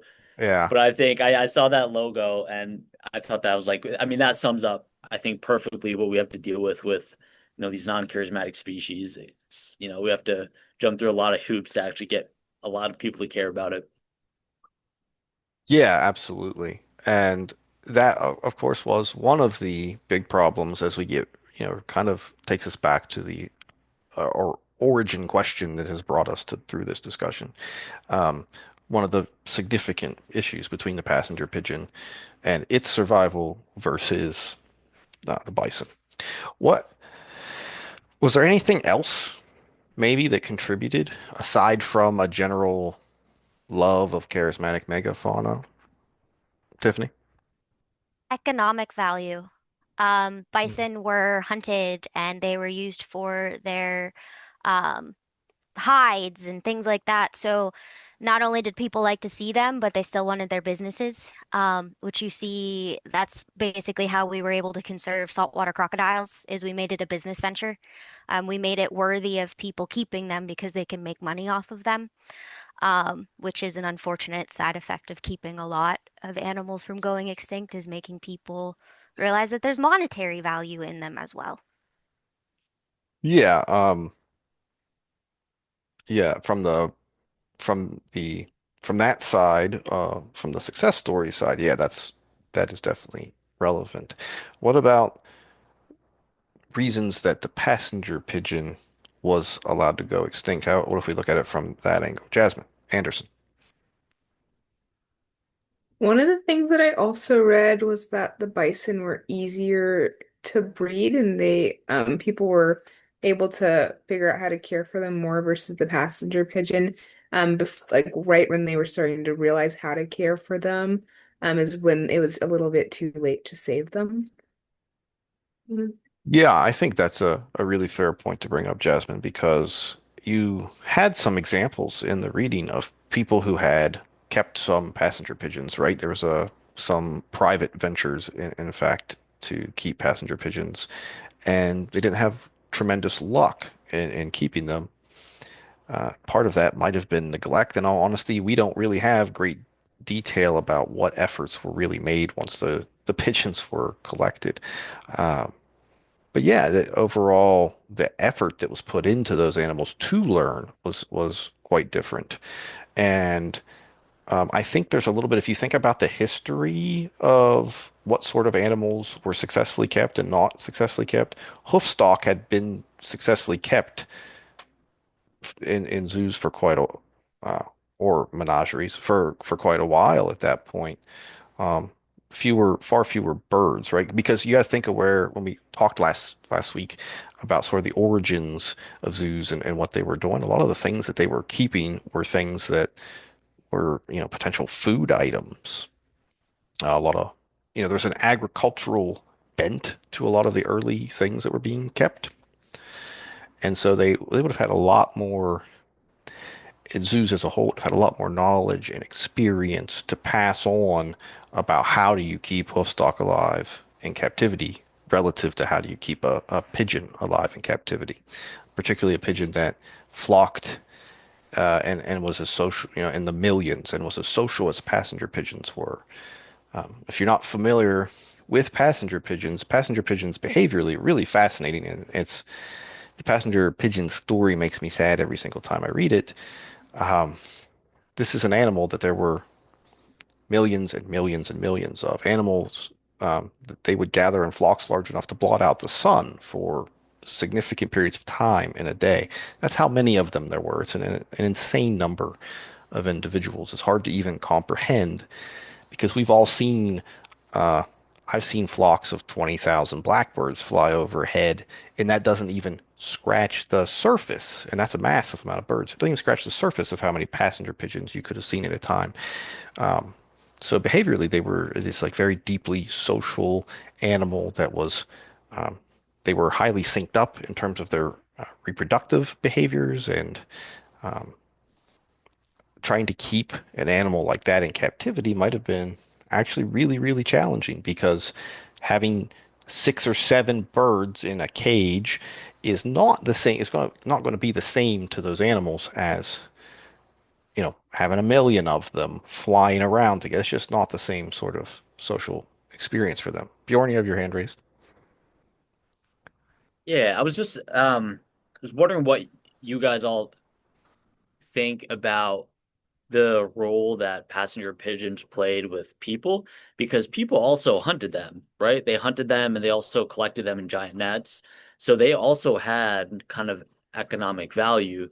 But I'm wondering if people kind of just saw them as replaceable almost. Like once the passenger pigeons were gone, they were like, oh, let's move on to this other bird. We can continue with these activities. Whereas a bison, there's nothing really like a bison in the plains of North America. So I'm wondering, A, if people thought that they were just kind of like replaceable, they could easily carry on with what they were doing, just focusing on different bird species, or if people thought they were a nuisance. Like, I mean, if you have these giant flocks and, they're flying all over the place, blocking out the sun, they're probably shitting everywhere. And once they start to disappear, people are probably like, oh, wow, it's daytime. We can see the sun and, my lawn is clear. So I'm wondering if that also played a role in it. That's a great question. I'll try to address that here in a second. Jasmine. Um, Passenger pigeons and stuff were hunted. But weren't there easier pigeons and doves to hunt that you would get like more meat out of and that we had already mastered keeping domestically? So that might be why there wasn't as much effort into keeping them. Because if, like we were talking about with the SSPs, well, these animals are harder to keep, whatever. Passenger pigeons, these pigeons are harder to keep. Let's focus on these pigeons that we already know how to keep, and we've have all these different morphs of, including special ones just to eat for meat. Um, so I think that ties in with what Bjorn said. Yeah, I think that's a fair point. Yeah, there were other columbiform birds that um, were already kept at that point that would have been, much easier to keep. Ryan? Yeah, I think this just adds on to both of you guys that the passenger pigeons were not just hunted, and like I personally I waterfowl hunt, and I've seen just like clouds of like Canada geese coming in and being like, oh my God, that's a lot of birds, and it sounds like this would have been even more impressive than stuff like that. But they weren't just hunted, not in the way that most people would think. Like they were trapped. I know they talked about that in the book, and also used for entertainment because that's, I guess, I didn't know this before, but part of where the term trap shooting came from is from passenger pigeons, because people would use them at events, throw them off, and then somebody would shoot them. Hence why the pigeons for trap shooting are also called pigeons, which kind of weird, but yeah, just Yes. building on that. Yeah, so um, if you want to talk about their value to humans, and it historically it wasn't even just economic, like you're saying, like Bjorn was saying, like the people hunted them for food. Uh, People hunted them for sport, actually, as well. If you look at the history, and the history is it's kind of disgusting. I'm not gonna lie. If you saw someone doing this today, you would think they were a psychopath. People would go out and they'd have these contests, and so you'd have these huge flocks flying overhead, and it's a couple million birds, literally a couple million birds flying overhead.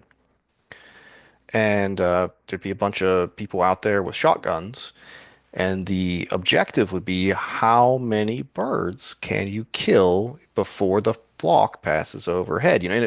The flock might be coming overhead for an hour. It takes a long time for a million birds to fly overhead. It's not a short little process.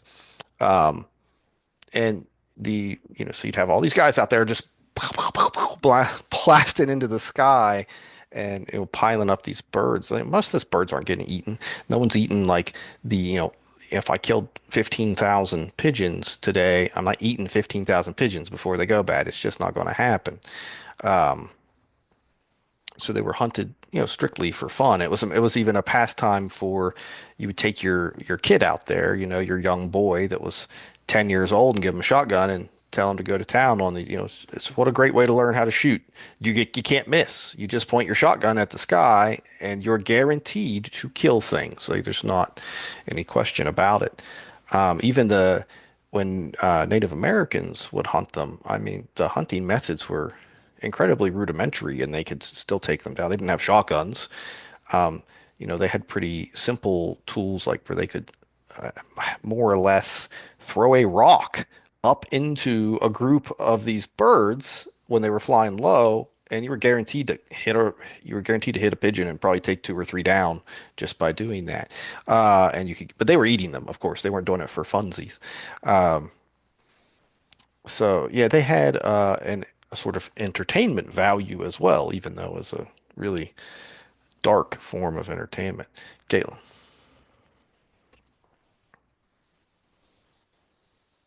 So what you were saying about like killing them in mass made and like how we would look at it as horrifying now and like cruel and unusual. Don't rattlesnake roundups and like coyote hunts still happen in mass? Like I think sometimes we like to think we're far removed from those sorts of practices and that we're more conservation minded, but like I don't know if they've been outlawed or not yet, but I know in the past like I've heard of rattlesnake roundups or like coyote hunts where like the goal is to kill as many coyotes as you can or as many rattlesnakes as you can. So I don't know if those are still happening, but I suspect they are in some places of the US. They So, like I are. don't think we're as removed as we think we are from those sorts of practices. No, you're absolutely correct. The fortunate thing for rattlesnakes is they don't all aggregate together in one giant group and move around together, so it's a little harder to completely eradicate them relative to a singular giant flock of a million pigeons. Not to say that people haven't gotten really good at finding and killing rattlesnakes. I think that there are people that are, they like to do that, and so they get good at it. But at least I guess it's harder to do that um, relative to what the passenger pigeon had going on. Also, the passenger pigeon had, beyond just the large flocks, the passenger pigeons, when they would roost, they'd all roost in these trees all together, and it would be the weight of the pigeons on these trees would be so much that it would bend the boughs of the trees. I mean, there'd be millions of pigeons on just a small area, and people will go physically, and this is actually how they got wiped out, by the way. People would go to the roosting spot and sit there with shotguns and blow them out of the trees as well. And we can talk a little bit more about that in a minute. Jasmine Anderson. I have a question going on the hunts that Caitlin was talking about. I remember a couple semesters ago learning about keystone species, like wolves leaving habitats, and then deer populations skyrocketing and having hunting parties for things like that. How does that, how is that in a conservation standpoint, versus other types of hunts?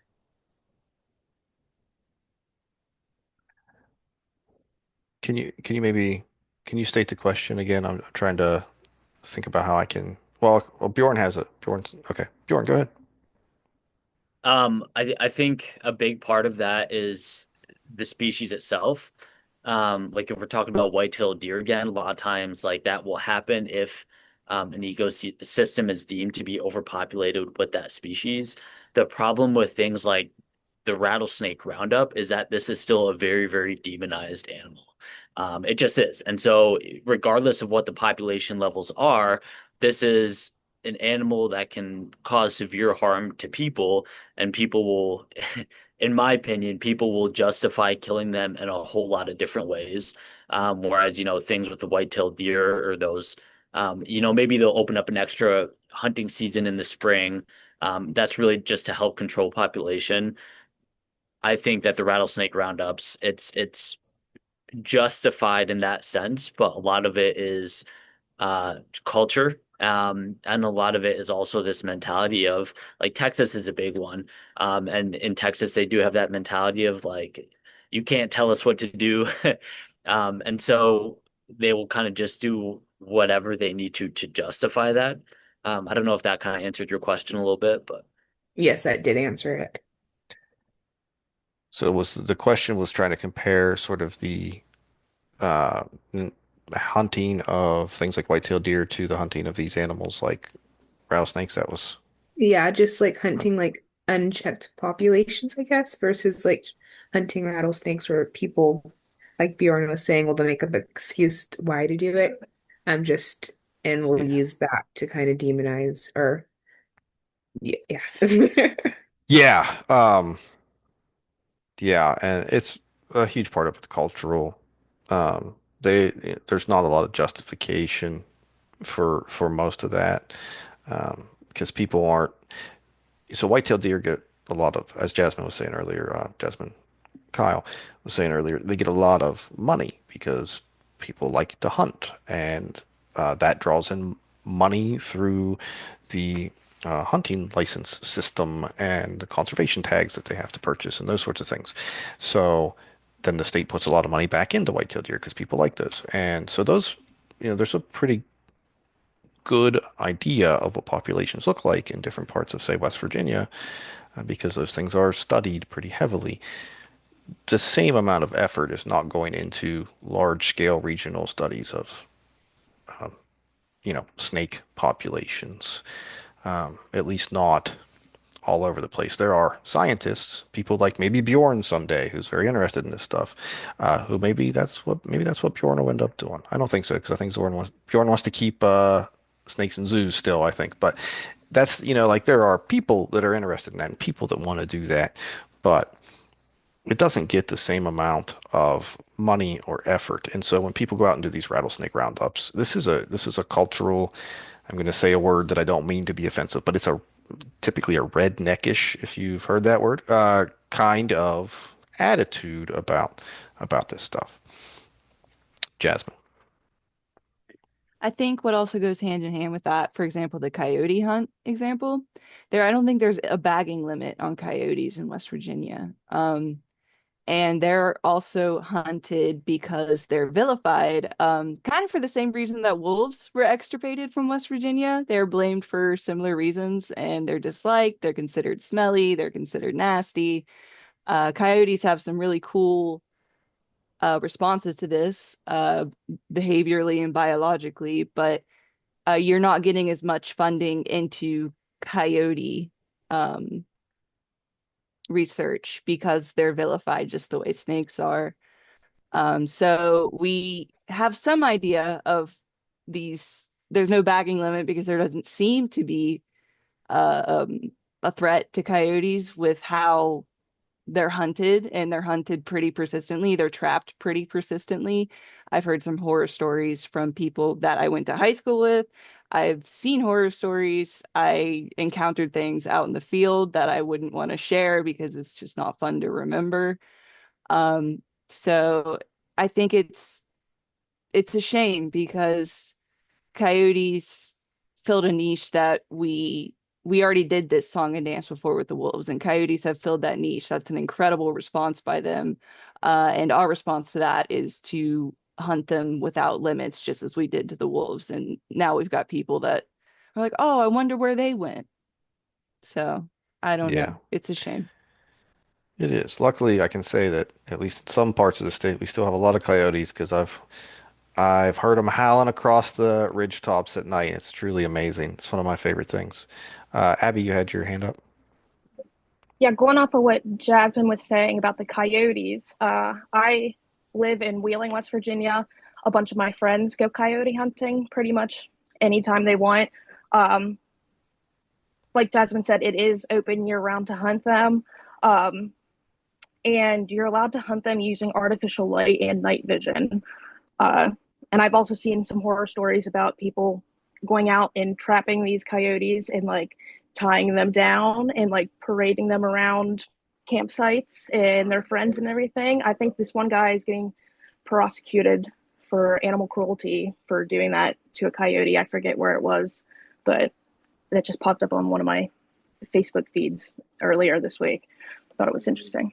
Wow, I haven't seen anybody do that. That's some demented next level cruelty. Uh, okay. Ryan, you have something to add? Yeah, I just want to add like, and I'm from Nebraska, and I've grown up hunting in Nebraska.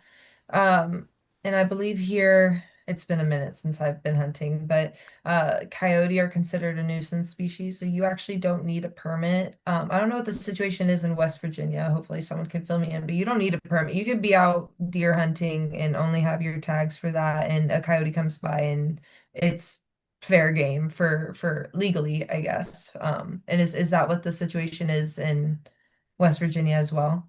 Yeah, I think, and someone else can correct me if I'm wrong, that you just need your hunting license and then you're free Yeah, to. that's last time I checked. That was how it was here as well. They are considered a nuisance here as well, unfortunately.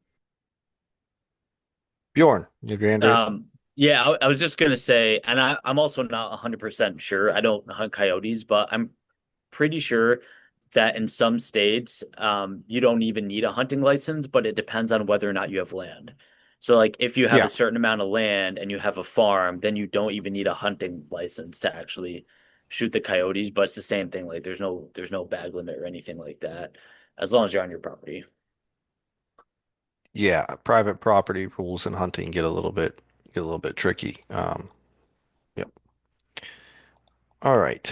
Let's these questions tonight. This has been a really interesting conversation because our questions have taken us in directions that I would have never really predicted, but they're all relevant to conservation and to zoos in various ways. So, we were on, I don't remember what question we were on now. I think we were on 6. Oh, passenger pigeon bison. Yeah, that's correct. Thanks. I think we're gonna move ahead a bit, um, just so we can get through some other stuff and look at some of the other writings that we had. Let's talk about Wilder Kingdom Chapter 2. I don't think I have a lot I had a few questions from this one. Um, so that'd be question 9. What is an inter situ organization and why is the ICF, that's the International Crane Foundation, a great example of this kind of organization?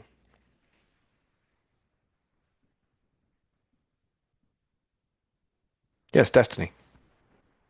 So that's question 9. I put intercedar organizations is mentioned to describe a conservation model that blends the strengths of in the wild and in human managed settings approaches together.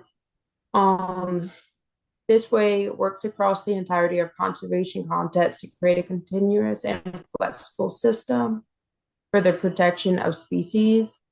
They emphasize collaboration, long-term population management, and the ability to support species.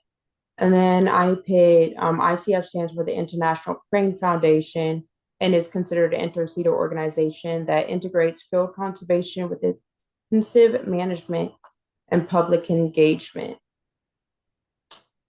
Great. Um, So why is it, what do they do there that makes them specifically inter situ? What two sorts of things are they doing?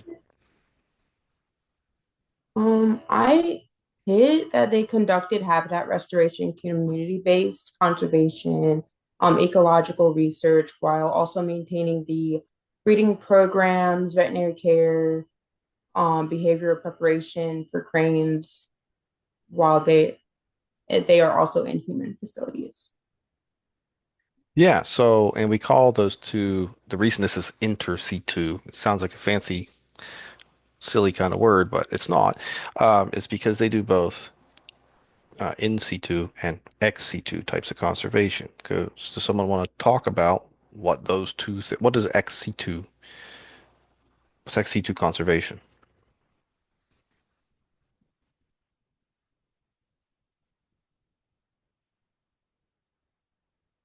It would be hard to answer this question if you didn't understand what XC2 conservation really is. Yes, Bjorn. So the XC2 conservation, it's really just conservation that is out of the natural world or away from the space where they're typically located. So it's, captive breeding. It's basically in-house conservation efforts where in situ is restoring the natural habitat. It is, you know, um, looking at the ecological concerns of the natural range of the animal, stuff like that. Yeah, yeah. So in situ is in the place where the animal naturally is, and XC2 is taking that out of the place. Usually we're talking about in some sort of captive manner. So a lot of what zoos typically do, a great deal of it tends to be XC2 conservation because they're doing captive breeding programs a lot of the time. That's really one of the greatest strengths of zoos is their expertise in animal husbandry, right? There's really no other institution as expert in animal husbandry as the zoo is. Um, so, most of their conservation efforts are in that realm. That is not to say all of their conservation efforts are. And I think Bjorn has something else to say about that. Yeah, Bjorn. Yeah, I think one of the really, really cool things that ICF does is it really acts as that bridge. So they're not only doing these like two different forms of conservation, but it seemed like throughout their facility, they have this theme of animals also living amongst humans. Like this might actually be jumping ahead a little bit, but like the murals, it's just not like murals of like an ecosystem, but it's an ecosystem with anthropogenic buildings and stuff like that in it as well. So there's like farms and telephone poles, and so they're doing it in-house and in the wild, but they're also incorporating people as well, which I think is a really, really kind of cool combination. Yeah, yeah, and it is. I think integrating all those ideas together. The ICF is a pretty amazing place, and integrating all that together really makes a strong conservation institution. Uh, Great. Does anybody else have any thoughts about? Oh, wait, Caitlin, yeah.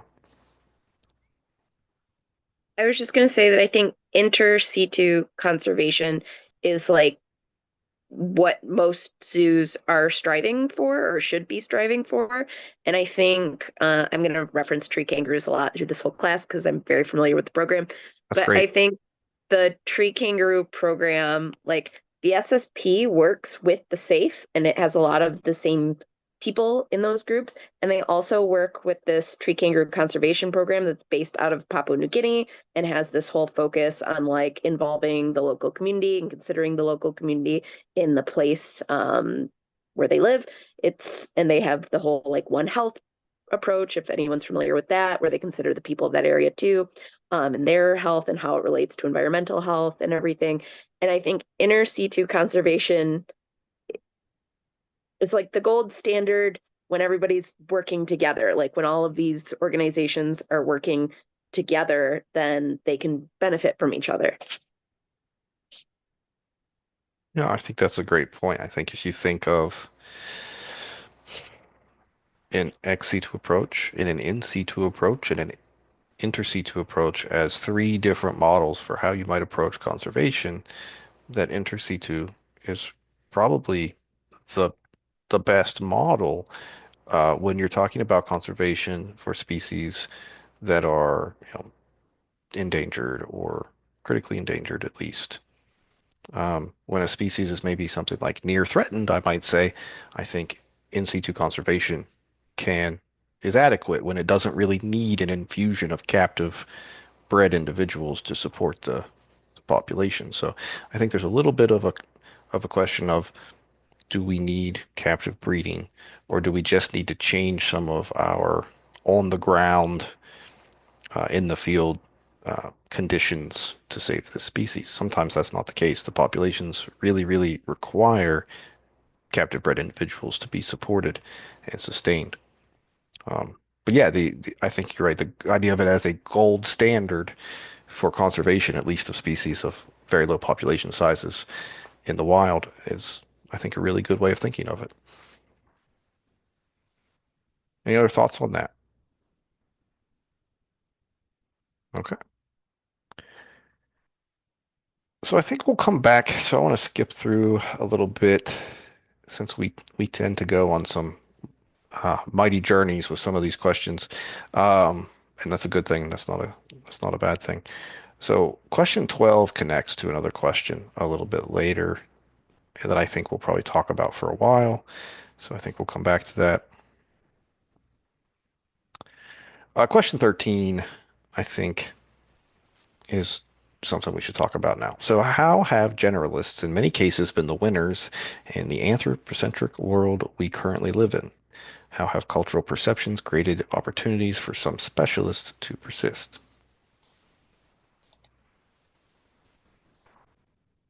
Jasmine Anderson. For this one, I put that the generalists are able to live in varying ecosystem, like some from the tundra to the tropical pine savannas, and because of their ability to adapt to many different ecosystems, they are able to keep up with the anthropocentric world. For specialized species, they have little I was reading that they had little direct threats in the habitats or in the areas that they're living from the people that resided in the same areas and given profound cultural protection, but they also don't do as well in the anthropocentric world when it comes to change because they are more so specialized to that certain climate and way of life. Yeah, yeah. Um, Now, Ryan, you had your hand raised for about zero point 0.5 seconds. Can I ask you to add on to that, or I didn't think you saw me. I see everything. Yeah, she kind of said essentially what I was gonna say. The example in the book was the SARS crane, which I thought was pretty cool because it brought religion into conservation, which isn't something I think we've discussed very much. These cranes were in a region of South Asia that was predominantly Hinduism and Buddhism. And so those cranes were on lands that were protected, which goes back to, I believe, Jasmine had said earlier about, or I don't know, someone said something earlier about uh, also protecting the land of the animals live on. Oh, it was Caitlin. It was you, Caitlin. But I think that was pretty cool that the religion is helping the land, which is then helping the species. And I was curious where else that might happen in the world, if that happens in the States, stuff like that. Yeah, so let's talk about, I think we understand in general how generalists function in anthropocentric world. Does anybody not get that first off? Because we should definitely address that first. Okay, so we're good on that.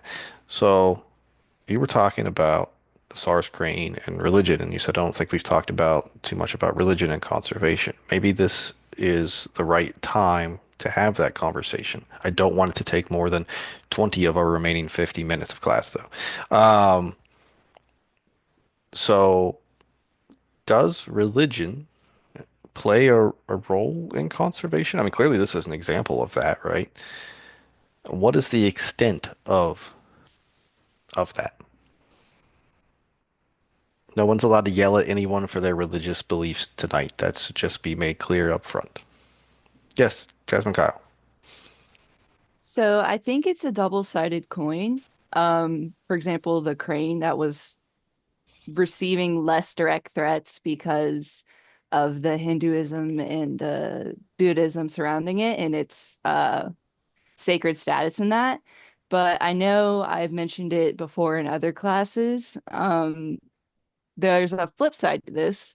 There are animals that are vilified in religion, for example, snakes in Christianity. And before I had used the snake churches of Appalachia, and how they're essentially outlawed in every state, but here, because it was very poor welfare of animals, and some of those snakes are now sort of, I don't know if our rattlesnake is endangered or threatened yet, but I think that they're kind of worried about like people just grabbing them for pets or grabbing them, for example, the snake churches, which thankfully aren't as common today. But I know that for a fact that religion both uplifts and can help protect animals, but it also can impact animals negatively. Yeah, and definitely can. Caitlin, you had something you wanted to follow up with?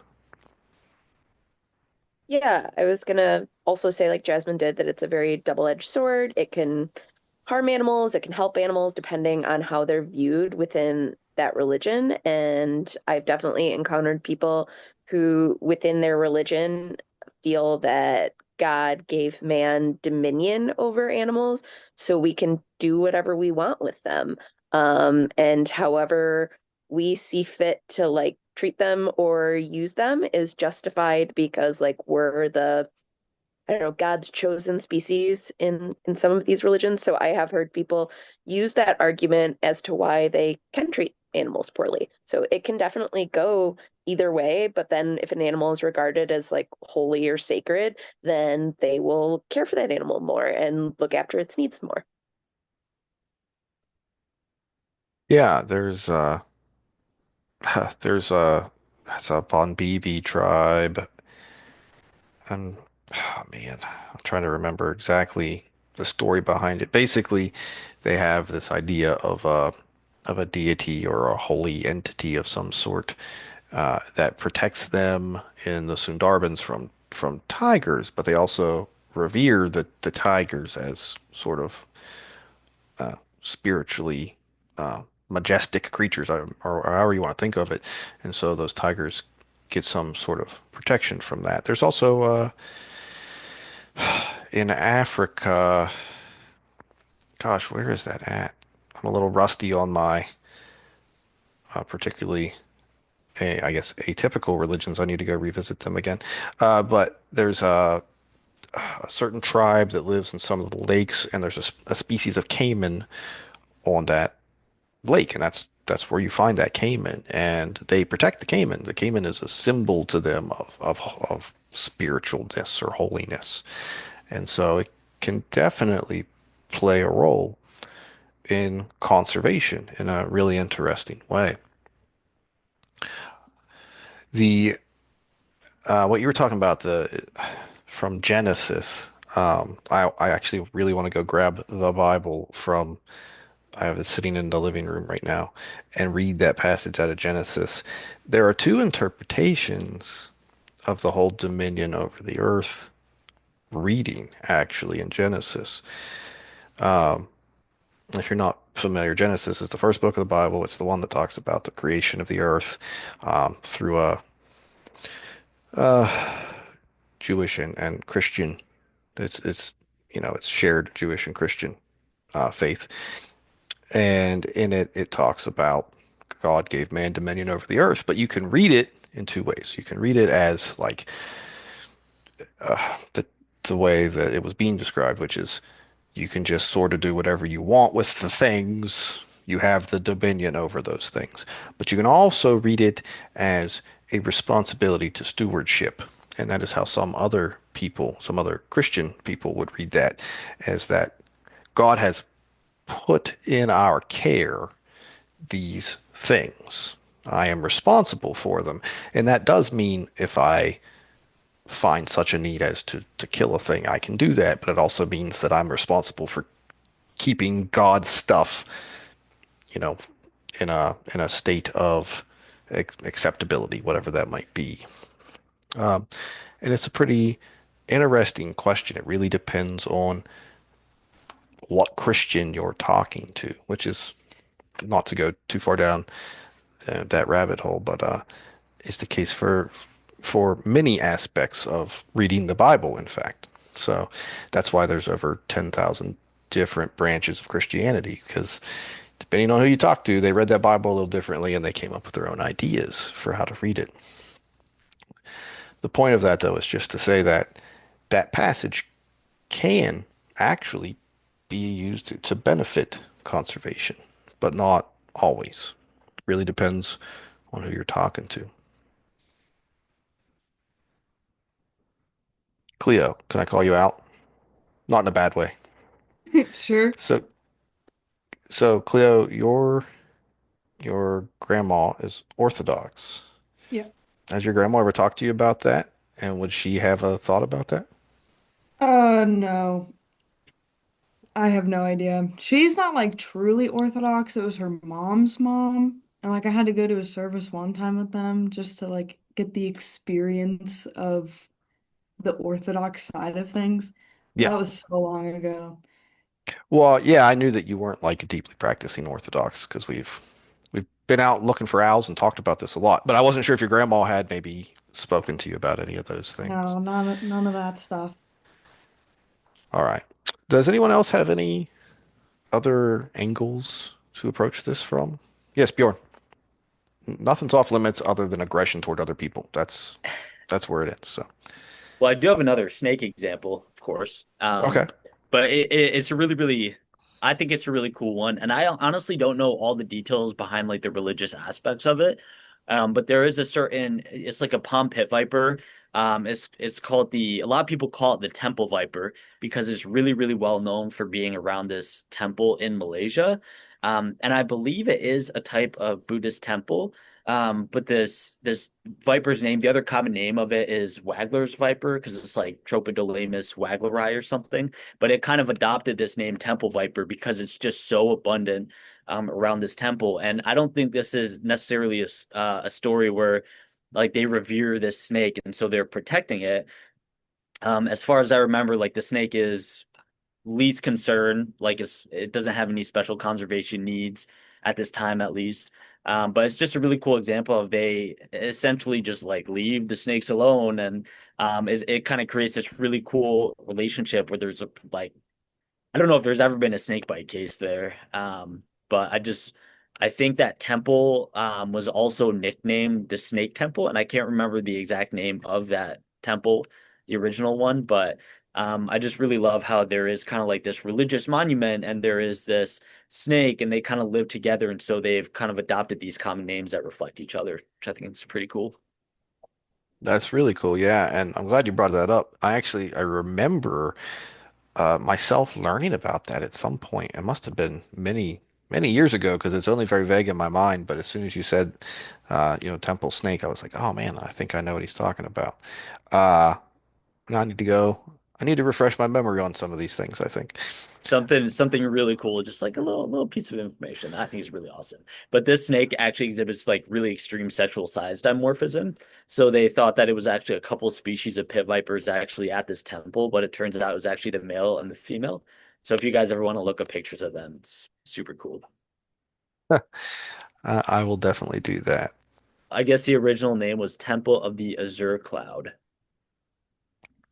That's a heck of a name, I got to Yeah. say. Awesome. Abby, yeah. Just going off of what Bjorn said, I have only encountered one instance of religion that came up in my workplace. I worked at Nemacolin Woodlands Resort in Farmington, PA. I don't know if anybody has heard of them or what, but we have, ironically enough, a couple of bison, North American bison. Mhm. The one, his name was Lightning. He was,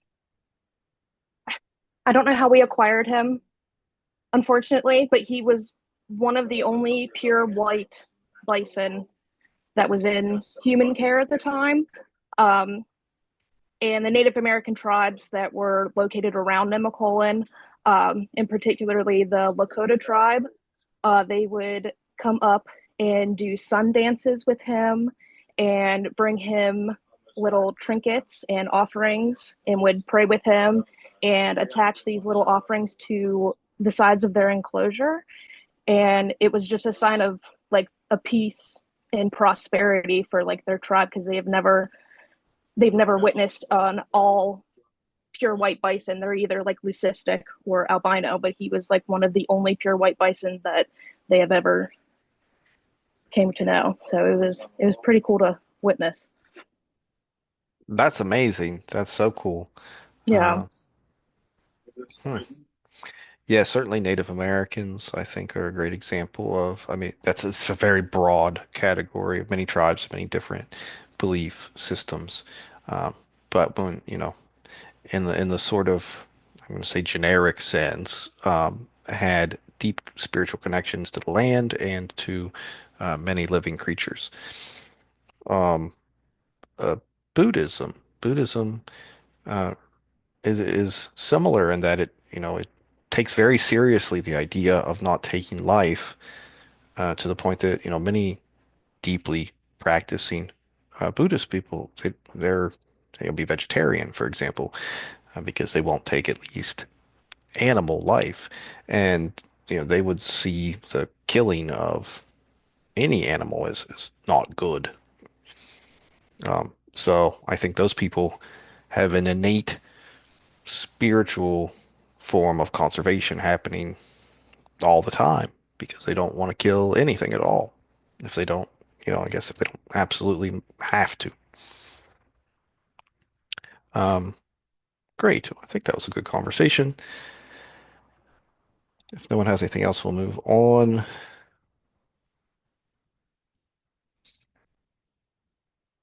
Okay, I want to talk about two more things tonight for sure. Question 15, I think is really important to talk about. So, examples of conservation-oriented legislation that impacts zoo conservation activity, and are these positive or negative things in terms of zoo conservation?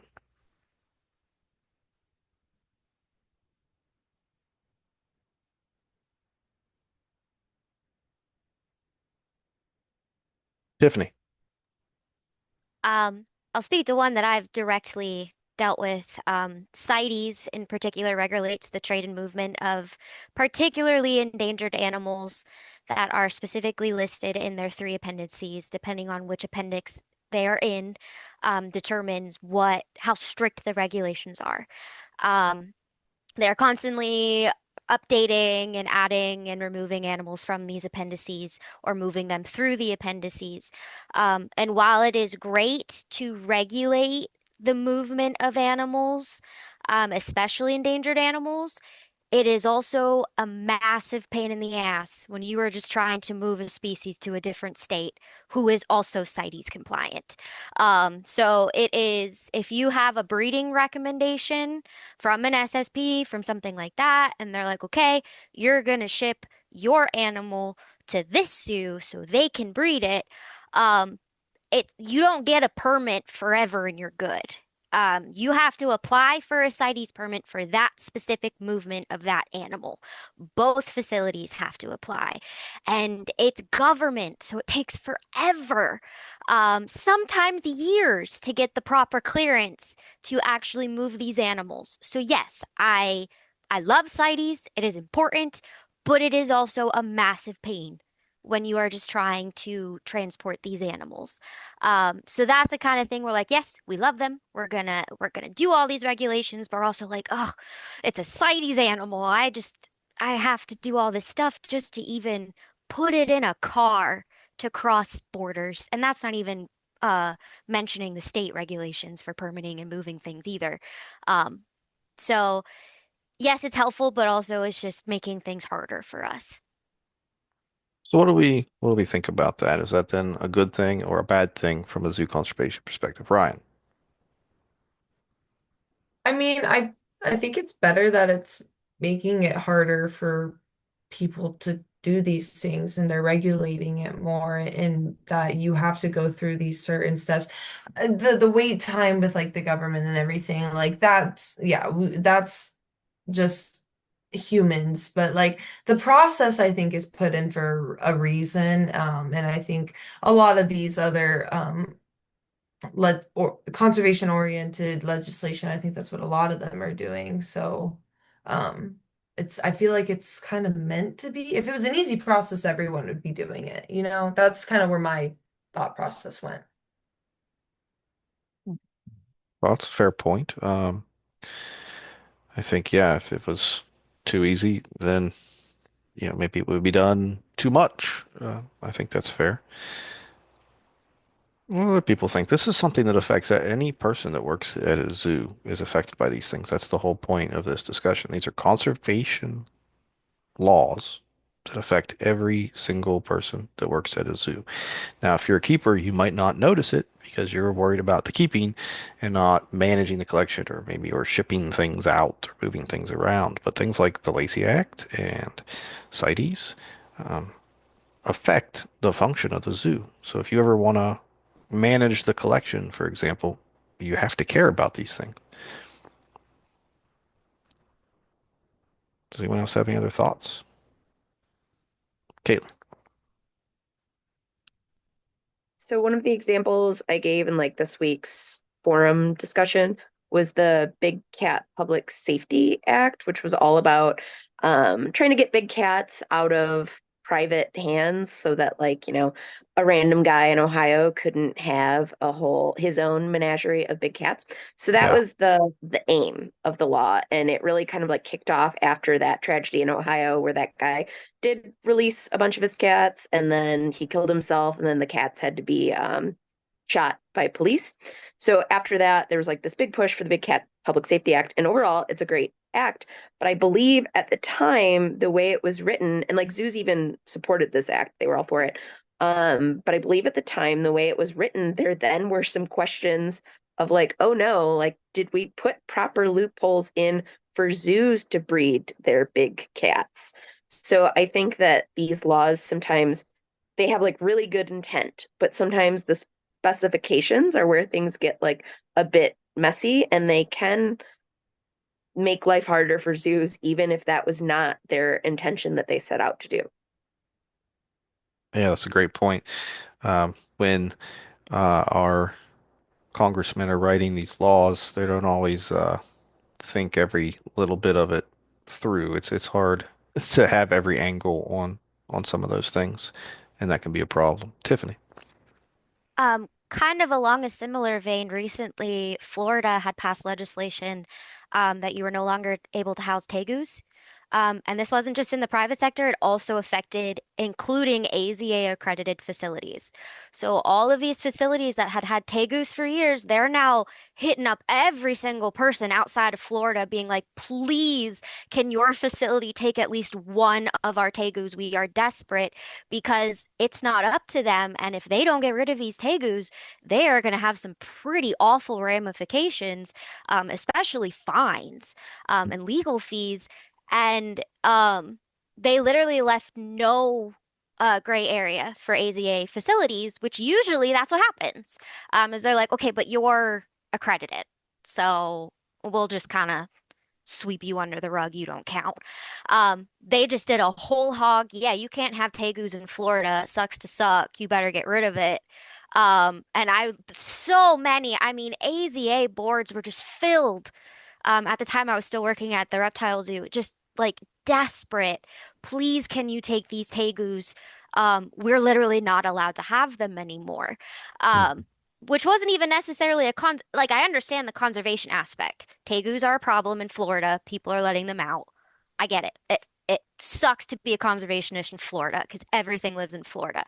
But now they're also hurting facilities that are actually doing good work just in an effort to eradicate an invasive species, Hmm. which is not kind of what we want to do. Yeah, absolutely. And I'm going to talk about Florida in a second. Caitlin. Oh, I just had a quick question for Tiffany because I didn't know about any of that. Um, is the ultimate outcome if you keep your tegu illegally, it'll be euthanized? Like, is that the I don't know end if there was a result? lot of, I think it was more fees more than Okay. actually killing animals to get rid of them. And I think overall, the majority of them, like in facilities, were rehomed. The private sector, I don't know the outcome of that. I didn't really have any feelers in there. We did see of some people where Florida facilities were actually taking in tegus from the private sector in hopes of rehoming them, instead of people having no other option than to euthanize them because they could not deal with the legal aspects. They couldn't do with the fees, with the court orders, things like that. So I don't know how it has now ended up. I haven't heard any other stories about just trying to ship as many tegus out of Florida as possible. Um, But I wouldn't be surprised if some people had no other option than to euthanize animals to make sure they didn't incur other problems as well. Thanks. Yeah, that I mean that the zoos themselves may end up having to euthanize their animals. The Florida thing is interesting only because uh, last year Bjorn's smiling because I think he's thinking about the Tegu experience we had together. Um, I was in Florida, very far southern Florida. We were headed down to the Keys for a school trip, and there are so many freaking invasive species. There are it is all invasive species. Like you're just wading through the invasive species down there.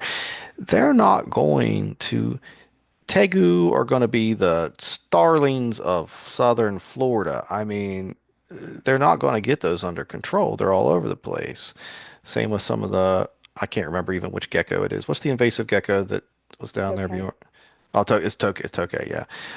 Like the tokay geckos. They're not going to control them.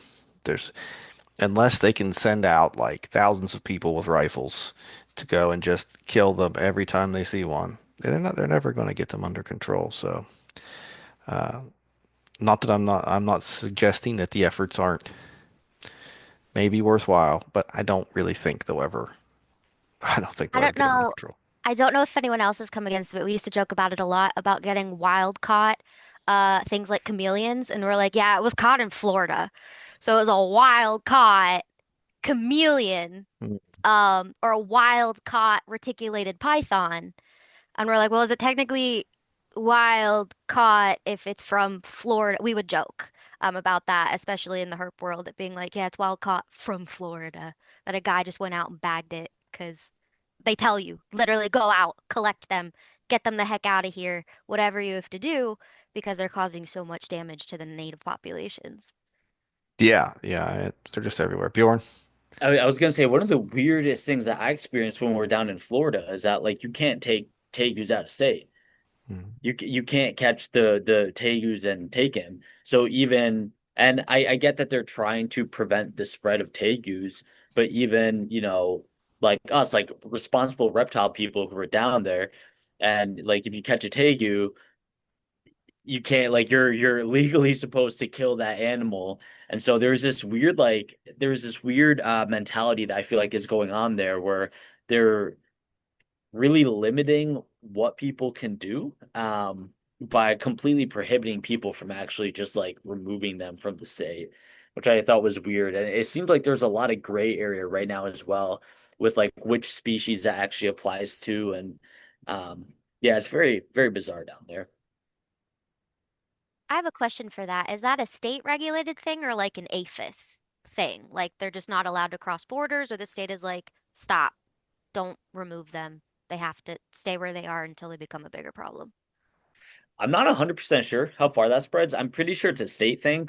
I think with Florida, like you cannot have a tegu in your possession at all. No. So even if you like if you have a tegu and you're driving it up, that is that's severe in the eyes of the law because you're transporting it across Florida. So I believe it's a state thing. I don't know if it Uh, goes beyond that though as uh, well. well, I think the Lacey Act is probably relevant here because if you Yeah. take that animal and you're not permitted to take that animal, that means you've taken it illegally, and the Lacey Act kicks in and says anything that you've taken illegally from one state, you can't move across state lines. Okay, that makes sense. So I think that's also relevant to that discussion. I Um, do Go ahead, Bjorn. I do have something else to add. I don't know if somebody else wants to talk about Florida because it's kind of changing topics a little bit. Um, Well, I want to, we have not a lot of time left in the class, so whatever you say now, I then want to move to the last big topic for the evening. Okay. yeah, so this is just like another example of laws kind of becoming tricky with transporting animals. For us at the Kentucky Reptile Zoo, we actually had a St. Lucian Lanceheads, Bothrops caribeus, and we had the only legal colony outside of St. Lucia. Um, my boss, he went and did some work with them, so we had special permission from the St. Lucian government to actually keep them. And so we have essentially the only insurance colony for the wild population. It's a very high risk species being endemic to St. Lucia, and they're also endangered.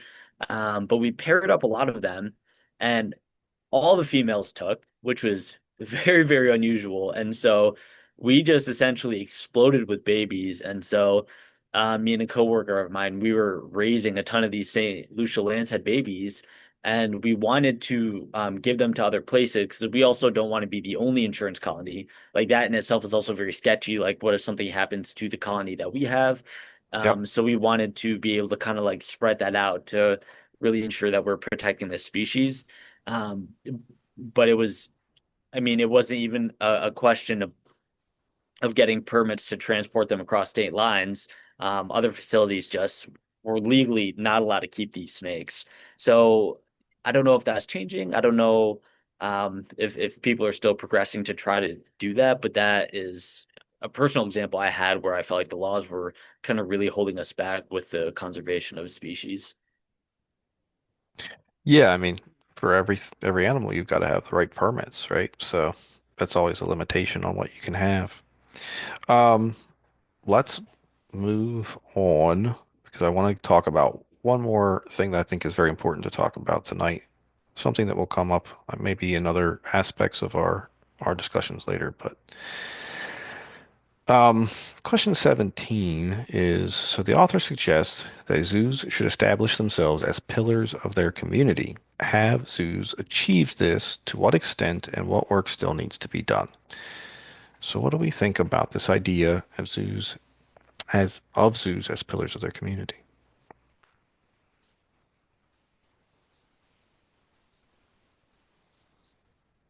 All right, Tiffany. I said it very much depended on the zoo and the community. For example, a personal experience, I currently work at Zoo New York in Thompson Park. We are a nonprofit, and we only care for native species, at least that are on display. So we only have native or extirpated species. And recently, last year actually, we had to go in front of our local legislators, especially the city, um, asking for funding because we are a nonprofit. Part of our, technically, we have a lease with the city in order to actually operate on Thompson Park.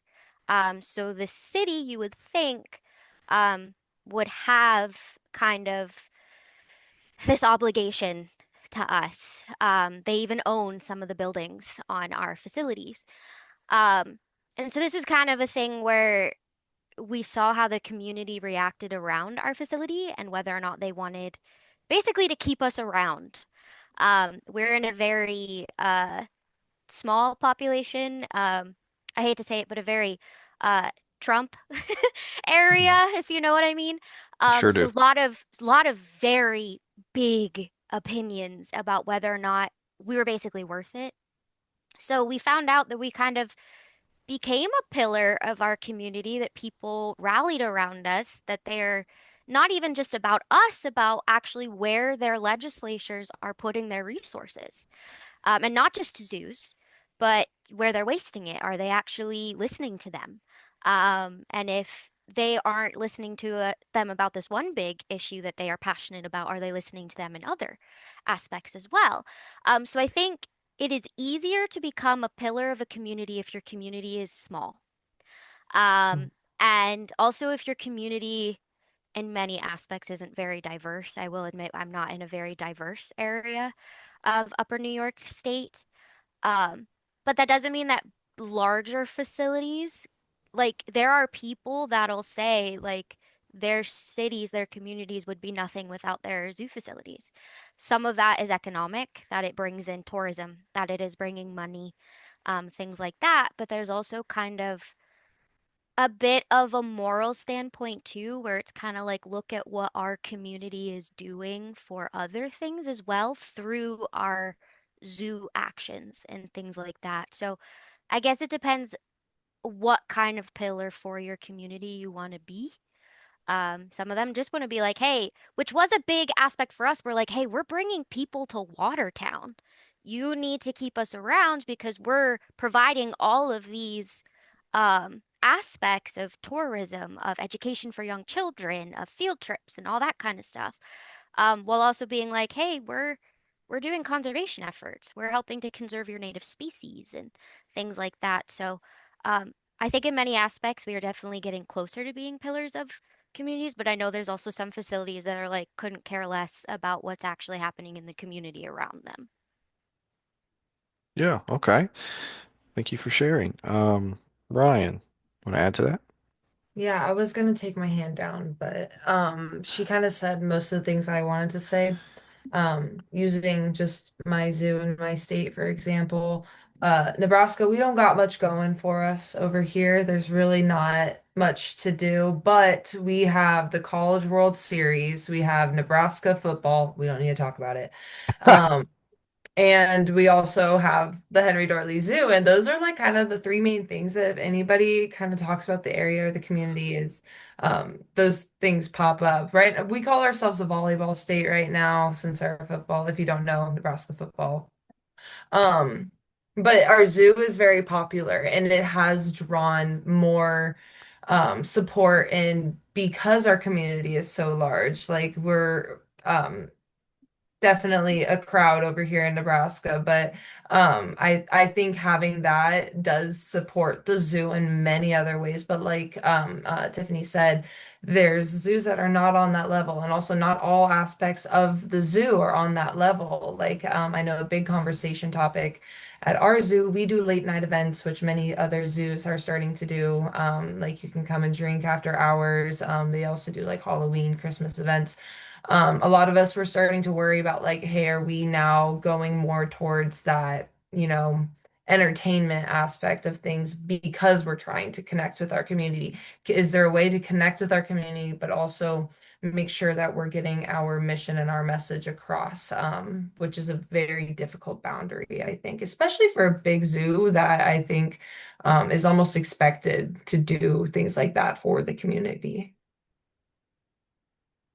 Yeah, yeah. I like you talked about doing sort of like the nighttime activities and stuff. People love that stuff. People go to that stuff. We sell You know, out all the time. All of Omaha is at the zoo on those nights. It's crazy. yeah. Annabeth, you wanted to add something?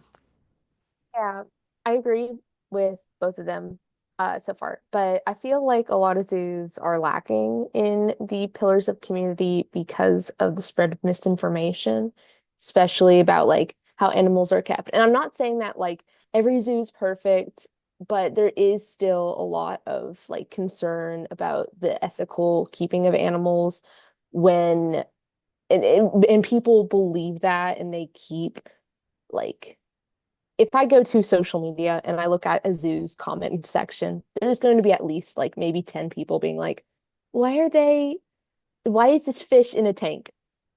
It should be in the wild.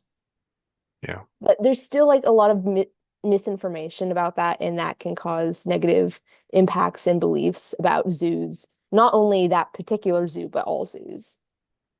Yeah. Yeah. Um, Caitlin.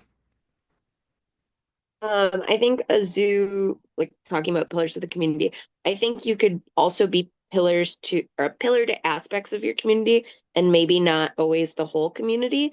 At Detroit Zoo, we receive a tri-county millage, and our zoo, it's like the Detroit Zoo, and then we also have the Belle Isle Nature Center, and the zoo is in Oakland County, where we receive money from. And then the Nature Center is in Wayne County, which we receive money from. And then the third county, which I'm blanking on, which I guess shows that I don't think about it enough and I'm part of the problem, Monroe. Monroe County, we don't have anything in that part of the county. Like we don't have a building or institution in that part of the county. And we had talked about creating one, and then we got a new director who kind of realized we didn't really have the money to create a third institution in the third county. And that county did voice their disappointment in that they contribute to this millage, but they don't feel that they receive as much like attention or assets as the other two counties that contribute to the millage do.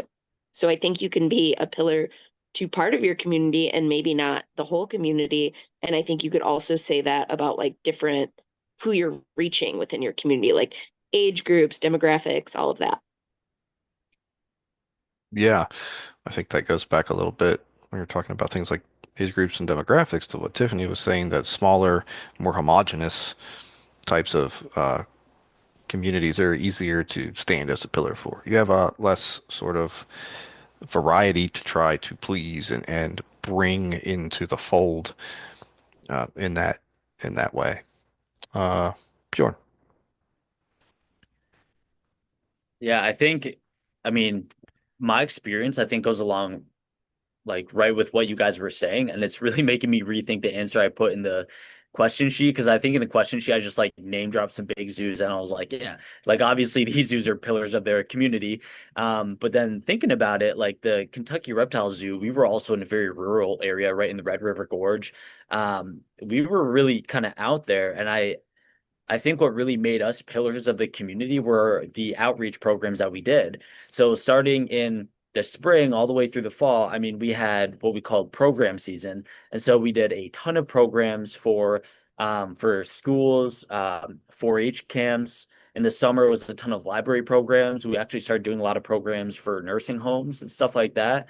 And during that busy season, we have pretty much a program every single day, and we have typically at least three keepers working on the programs. And so I did programs for a season. Mariah, who's also a West Liberty student and who was a keeper there, she started doing the programs heavy, and she alone knocked out like 100 programs in one year, which is insane. And we had two other keepers doing programs. So I guess the point of what I'm trying to say is I think that's what really instilled us within the community is actually going out. And at that point, we would bring a couple snakes, but we also had like a turtle, a tortoise, a gator, a lizard. We had a variety of stuff. But I think without that outreach, if we were just like this small little venom lab keeping a bunch of venomous snakes in the middle of the woods, I think we would have been completely estranged from the community. So I think it's really kind of those programs and also like going and removing nuisance copperheads that, or in people's backyards and stuff like that. I think that outreach is really what had us ingrained within the community. Yeah, yeah. All right. Tiffany, and then I'm gonna stop it and wrap up. Go ahead, Tiffany. I think also a really important aspect of being a quote unquote pillar of the community is whether or not your community actually takes pride in you being there. So I've lived in areas where, or my last facility, for example, had existed for over 60 years. And I still had people who lived 15 minutes up the road who never even visited. So I wouldn't necessarily consider that a pillar of the community because people wouldn't go out of their way to be like, oh, you're coming up, you have to visit here. It's fantastic. Love the people that work there, blah, blah. Like, people knew I worked there and they'd know me as an employee of the zoo, but they wouldn't necessarily know anything about how the zoo operated itself. While here, for example, I mean, I've only been here a year, and I'm not as forward facing as I was at my last facility, even though I do education programming. Um, they know me as the person that works at Zoo New York, and they know about the zoo itself as an entity more than they know about me as a zookeeper. They know what our work does, what animals, and I mean, people come to this zoo and know every single animal by name and might see that I work there and they'll be like, oh, how's Ninja the mountain lion doing? Or things like that, where we have an actual effect on the people that come and visit us. We're not just one checkbox on their visit list, that they keep returning here. So I think that's also another big aspect is like, yeah, these massive zoos, people might say, yeah, I live close to the zoo, but would they actually take pride and like be like, no, you have to visit this, whether it's small or big? Like Kentucky Reptile, for example, I had heard such amazing things about it within the herp community itself. So it also depends what community you're talking about. Are you talking about your physical community, where you're actually dwelling, or are you talking about the professional community, such as the herp world, where I had only ever heard fantastic things? They're like, if you ever get the chance, you have to. We took turns on who was allowed to go travel, and take the animals that we were giving to Kentucky Reptile. We're like, all right, I went who's going next? Who really wants to go visit? So sometimes it's also being a pillar in, like, say, the zoo community, where there are some zoos, like massive zoos, where everyone's like, oh man, I wish I had an opportunity to go just see the behind the scenes, to talk to someone that works there, as well. So I think that's also kind of an overlooked aspect, is that yes, we can be in our actual physical communities, but sometimes there are like professional communities that have just as much sway as well. I think that's a really good point to make and a great place to end. So I think we looked at the community thing from a few different angles. Um, and I think that those everything that everyone said is is accurate, is on point. Um, no zoo is a perfect pillar of its community, right? Um, that's not even a realistic goal to have, but to be a place where the people of your geographic area, uh, in general, want to come to and that are proud of should be a goal of every zoo. And the question, when we talk about communities within the questions framework, was uh, was leaning more toward the idea of people within the geographic area, mostly because a big concern, if you're a zoo, is bringing in consistent ticket sales, right? Like, and that's how you do that when you get people to sign up for that year-long pass, the big visitor pass that they spend more money on, or you get people to come several times a year. You make more money. That's what runs the zoo. That's what pays for conservation efforts. But I do agree, Tiffany. I think it's a wonderful point that some zoos can elevate or ascend beyond just being a pillar of their local communities and also be a pillar to their professional communities as well.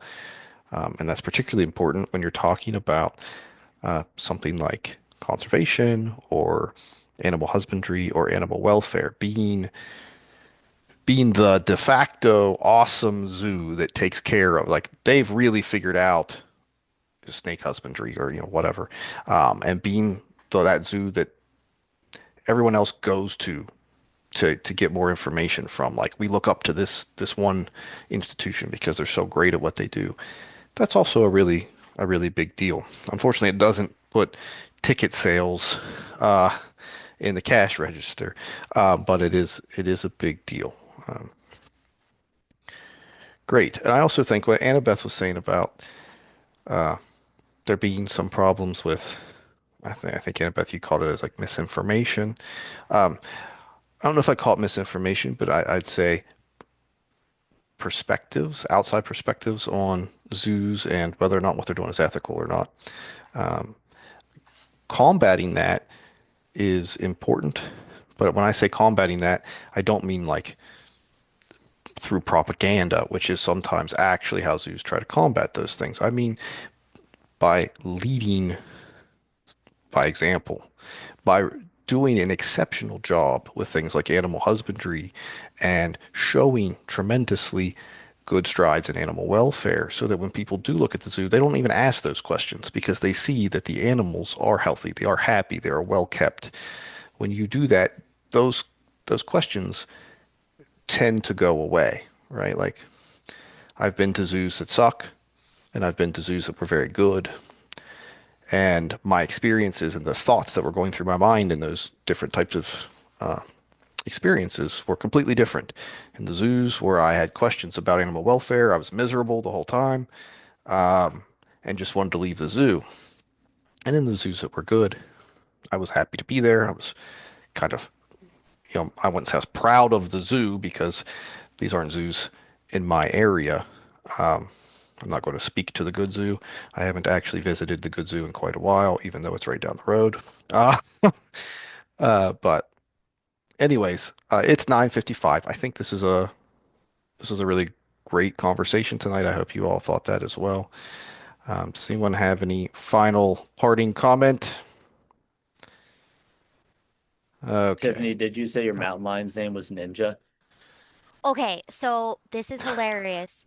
Uh, Ninja, I have to use quotation marks. He was a wild kitten that was abandoned by his mom in Montana, um, and was found at a logging camp, company, whatever you want to call it. So he was raised as a kitten in human care here at the zoo. He is so friendly. He's a terrible ambassador for his species. He is so friendly that he has a house name and a public name. His public name is Ninja, and the community voted on it. I was not here for that voting. This animal's 14 years old. His house name is Sorky. And the entire reason for this is because we're like, if this mountain lion ever gets out, he's going to come to whoever calls him. So he does not, when we train him and we work with him, we call him Sorky. The public knows him as Ninja. And the idea is if some Joe Schmo yells Ninja, Sorky's going to be like, I don't know who that is, and just keep going on his way. He is old, so old now, and lazy as can be, and all he wants is ear scritches. Like, we have to tell the public we can't pet him because everyone would just want to pet him. And we're like, no, you cannot do that. That is illegal, especially in the state of New York. So yes, his public name is Ninja, but his actual name is Sorky because he's bad at being a mountain lion. Excellent. Well, give Sorky a scritch from all of us, and everyone have a great night. We'll see you all next week.